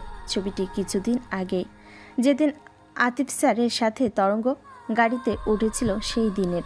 ঘোরের মাঝে সামনে থাকা লোকটি কোল জাপটে ধরেছিল তরঙ্গ। তারপর ঘুম তার। ছবিটা এর উপরেই। গাড়ির ভেতরে দৃশ্য, তরঙ্গ একটি লোকটির কোলে বসা, প্রশস্ত বুকে মাথা দিয়ে নিশ্চিন্তেভাবে ঘুমাচ্ছে, আর তার চুলের ভাঁজে একটি পুরুষালী হাত। ছবিটি দেখে বোঝা যাচ্ছে লোকটি কি নিদারুণ কোমলতা মিশিয়ে তরঙ্গকে আগলে নিয়েছে নিজের সাথে। তবে কি সেদিনও এনসি তরঙ্গকে বাঁচিয়েছিল, আর বাড়িতেও ওই পৌঁছে দিয়েছিল? তরঙ্গ এর সচল মস্তিষ্ক যেন সমীকরণ মেলাতে লাগলো। হুট করে চিন্তা থেমে গেল তার মানে তার রুমে কয়েকদিন পর চিঠিগুলো এই লোকটি দিত। আজকে চিঠিটাও এই লোকটি দিয়েছে তাহলে। কিন্তু কে এই এনসি? ভেবে তরঙ্গ ফোন এর ফোল্ডারটা থেকে বেরিয়ে অন্য ফোল্ডারগুলো চেক করতে লাগলো। নিশ্চয়ই ফোনে লোকটির কোনো না কোনো ছবি থাকবেই। তরঙ্গ একে একে চেক করতে করতে শেষে একটি ফোল্ডারে ঢুকলো। ঠিক তখনই স্টাডি রুমে স্বল্প আলোযুক্ত লাইটটা নিভে গেল। পুরো রুমটা এবার পুরোপুরি অন্ধকার হয়ে গেল। এতটা অন্ধকার সে নিজের চোখের সামনে জিনিসও দেখা দেয়। তরঙ্গ একবার সামনে তাকিয়ে আবার ফোনের দিকে নজর দিতে যাবে, ঠিক তখনই কেউ একজন ছো মেরে ফোনটা কেড়ে নিল তরঙ্গের হাত থেকে। এটুকু নয়, একটি শক্ত হাত এসে তরঙ্গের গলা চেপে ধরল। মুহূর্তেই বাতাসে ভেসে এলো হিসিসানোর শব্দ। তরঙ্গের ভুল হলো না লোকটিকে চিনতে। আমার ফোন ধরার সাহস কে দিয়েছে তোমায়? তরঙ্গ কেঁপে ওঠে এমন শীতল কণ্ঠের তোপে। শীতদারা পেয়ে ঠান্ডা স্রোত বয়ে যায় যেন তার। এদিকে গলের শক্ত হাতের বেরিতে যেন নিঃশ্বাস আটকে আসার জো হয়েছে। Answer me dam.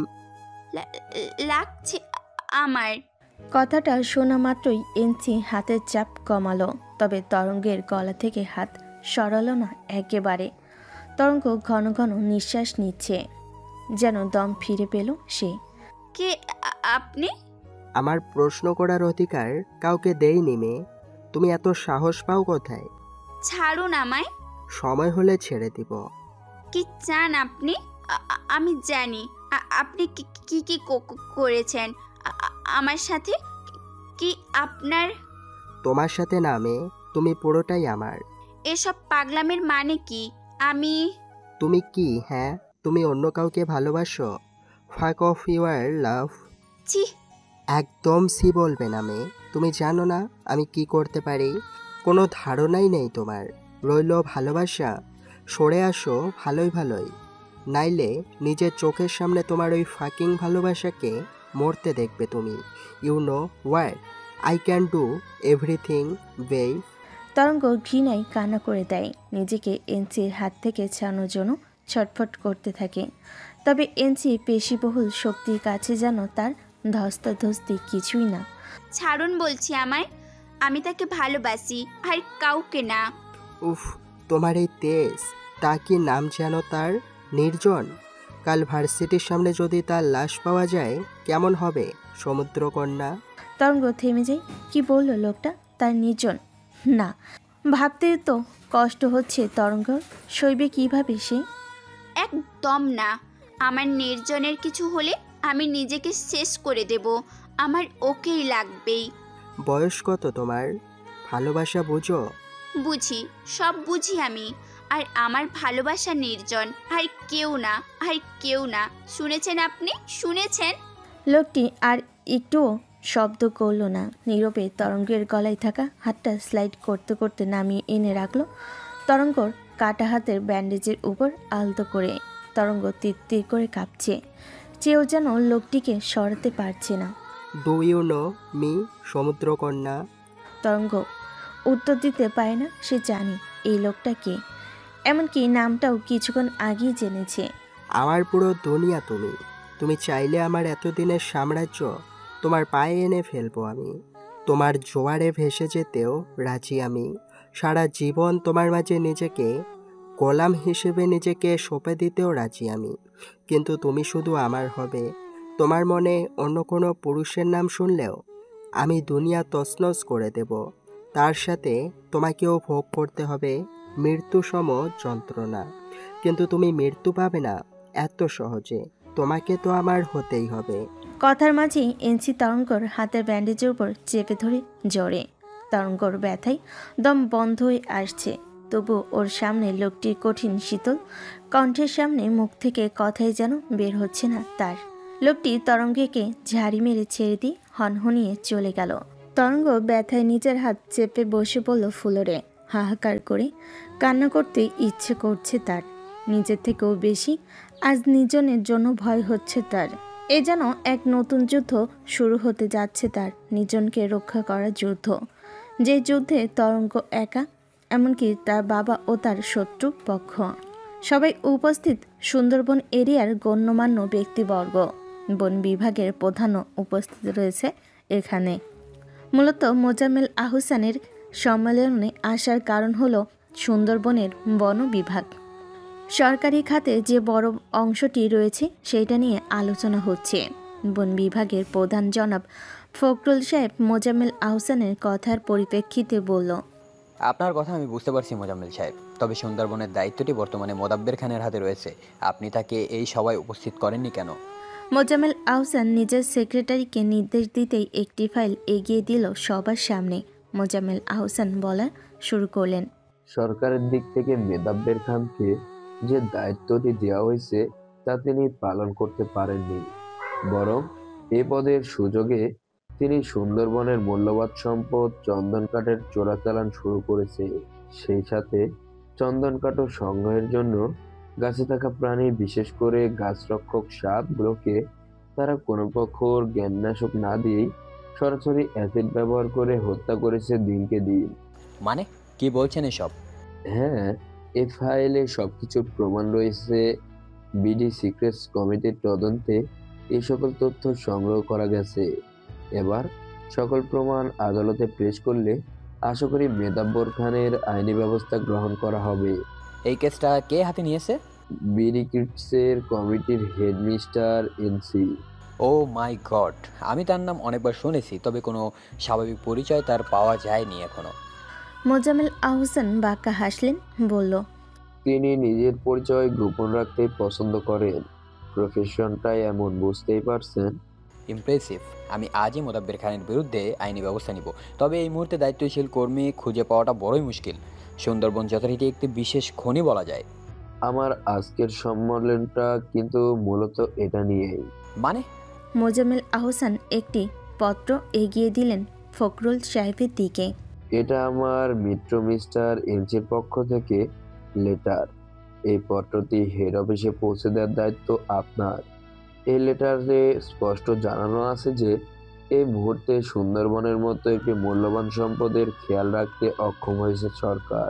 তাই মিস্টার এনসি ব্যক্তিগতভাবে উক্ত স্থানটি ক্রয় করতে চাইছেন সরকারের থেকে। কথাটি যেন চরম বাজ ফেলল উপস্থিত সকলের মাঝে। এই প্রথমবারের মতো সরকারি জায়গা কিনতে চাইছে কেউ একজন, তাও আবার এত বিশাল বড় বনটি।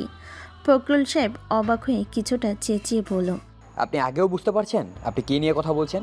ওই জায়গাটা কোনো ছোট্ট জায়গা নয়, তার উপর সেখানকার গাছপালাগুলো দেশের অর্থনৈতিক ক্ষেত্রে ভূমিকা রাখছে। জায়গা হিসেবে 89 কোটি 20 লক্ষ, আর বহমানি নদীর সাথে করে গাছপালা সবকিছু মিলিয়ে 175 কোটি দিয়ে ক্রয় করতে চায় মিস্টার এনসি। সকলে যেন হা হয়ে গেল। ফখরুল সাহেবের মাথা ঘুরে উঠল, কি বলবে কিছুই যেন বুঝতে পারছে না। কে এই এনসি? এত টাকা দিয়ে সামান্য একটি বন কিনতে চাইছে কেন সে? আদৌ এই বন থেকে তার কোনো লাভ হবে কি? দেখুন মিস্টার মোজাম্মেল আহসান, এত বড় একটা অ্যামাউন্টের হিসাব মিস্টার এনসিকে কিন্তু নিজের আয় উৎস হিসাবে দেখাতে হবে সরকারকে।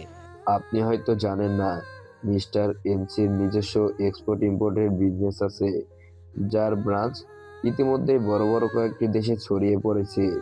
ওইসব নিয়ে আপনি চিন্তা করবেন না ফখরুল সাহেব, আপনার দায়িত্ব শুধু এই লেটারটি সরকার অবধি পৌঁছে দেওয়া। ফখরুল সাহেব উপনিস মাথা ঝাঁকালো। ক্যাম্পাসের মূল গেট দেখা যায়, এমন জায়গায় বসে আছে তরঙ্গ। আজ এসেছে ধরে একটি ক্লাসও করেনি সে। এখানেই বসে আছে শুধুমাত্র নির্জনকে একটিবার চোখের পলক দেখার জন্য। গতকাল বাড়িতে স্টাডি রুমের ওই ঘটনার পর তরঙ্গ ভয়ে সংকুচিত হয়ে গিয়েছিল, যার কারণে কাল কলেজে আসা হয়নি তার। নির্জনের কোনো খোঁজও পায়নি সে, তাই আজ সকাল সকালই এসে বসে আছে ক্যাম্পাসে। তবে নির্জনের দেখা নেই। তরঙ্গের মনে ভয় হানা দিচ্ছে, ওই এনসি লোকটা নির্জনের কোনো ক্ষতি করে ফেলেনি তো? তরঙ্গের জন্য নির্জনের কোনো কিছু হলে সে নিজেকে ক্ষমা করতে পারবে না কখনই। ছেলেটার কোনো খোঁজ কেউ দিতে পারছে না আজ। তরঙ্গের মন উতলা। কি করবে না ভাবতে ভাবতেই মাথায় এলো তুলির কথা। তার কাছে নিশ্চয়ই নির্জনের ফোন নাম্বার থাকবে ভেবে আর এক মুহূর্ত দাঁড়ায় না তরঙ্গ। সোজা হাঁটা ধরল ভার্সিটির বিল্ডিংয়ের দিকে। তবে বিপত্তি বাধে গেট পর্যন্ত আসতেই। গেটে থাকা দারোয়ান তাকে কোনোভাবেই ঢুকতে দিচ্ছে না। তরঙ্গ বারবার বলছে তার আপুর সাথে দেখা করা জরুরি, তবুও আসতে দিচ্ছে না তাকে। শেষমেশ উপায় না পেয়ে ফিরে আসতে গেলেই পেছন থেকে কেউ একজন বলে উঠল, ওকে আসতে দিন। থমকে দাঁড়ায় তরঙ্গ। কণ্ঠটা তার পরিচিত। এই নির্মল কণ্ঠের মালিক যে স্বয়ং নির্জন। তড়িৎ গতিতে পেছন ফিরে তাকাই তরঙ্গ। নির্জন কাঁধে ব্যাগ ঝুলিয়ে নিরলস ভঙ্গিতে দাঁড়িয়ে আছে, দৃষ্টি তার দিকে নিবদ্ধ। তরঙ্গ আর এক মুহূর্ত দাঁড়ালো না। হঠাৎ তার কি যেন হয়ে গেল। আশপাশে কোনো কিছুই তোয়াক্কা না করে দৌড়ে গিয়ে জাপটে ধরল নির্জনকে। প্রশস্ত বুকে মুখ গুজে নিল সে। এদিকে এমন কিছু হবে তা আন্দাজও করতে পারেনি নির্জন। তরঙ্গর কাজে একটু অপ্রস্তুত হয়ে পেছনে হেলে পড়ল সে। তবু কোনো মতে নিজেকে সামলে দাঁড়ায়। শক্ত অবৈ যেন কোমলতা চেনে না। না সে তরঙ্গকে নিজের থেকে ছাড়িয়ে নিচ্ছে, আর না নিজের সাথে আগলে নিচ্ছে।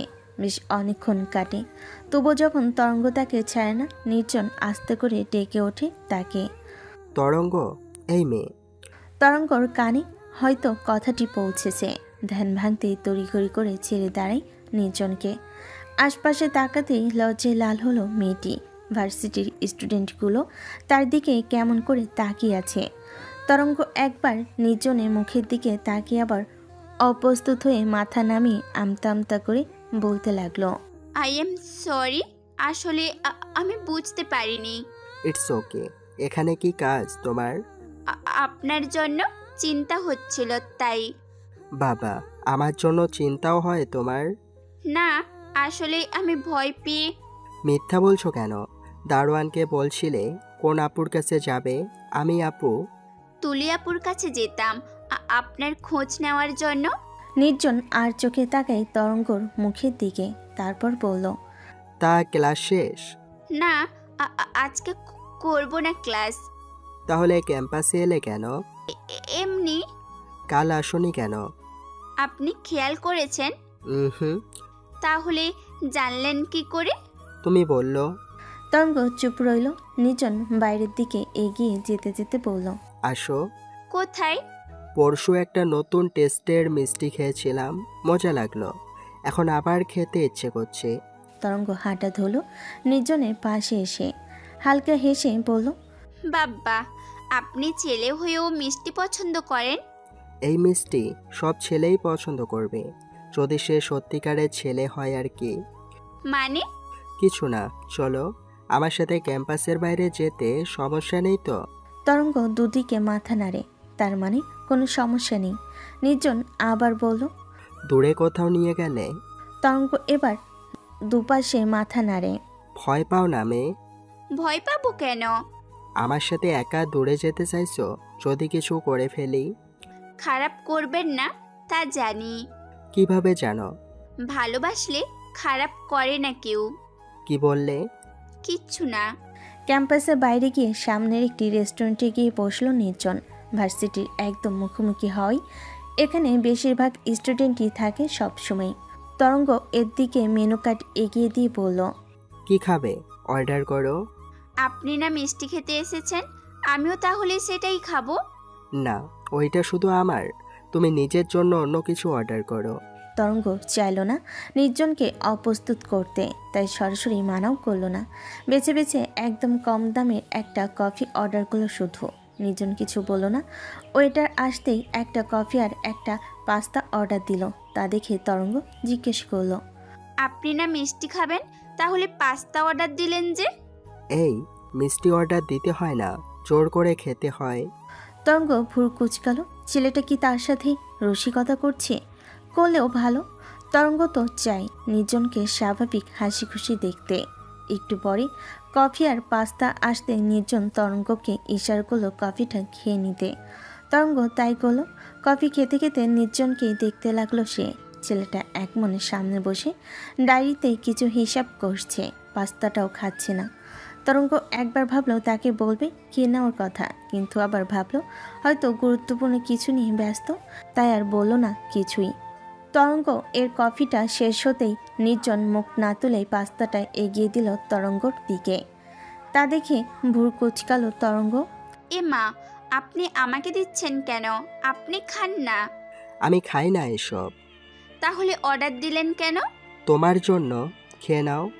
আমি বলেছি খাবো। খেয়ে নাও আগে, পরে কথা বলছি। কুইক। আপনি কিছু খাবেন না?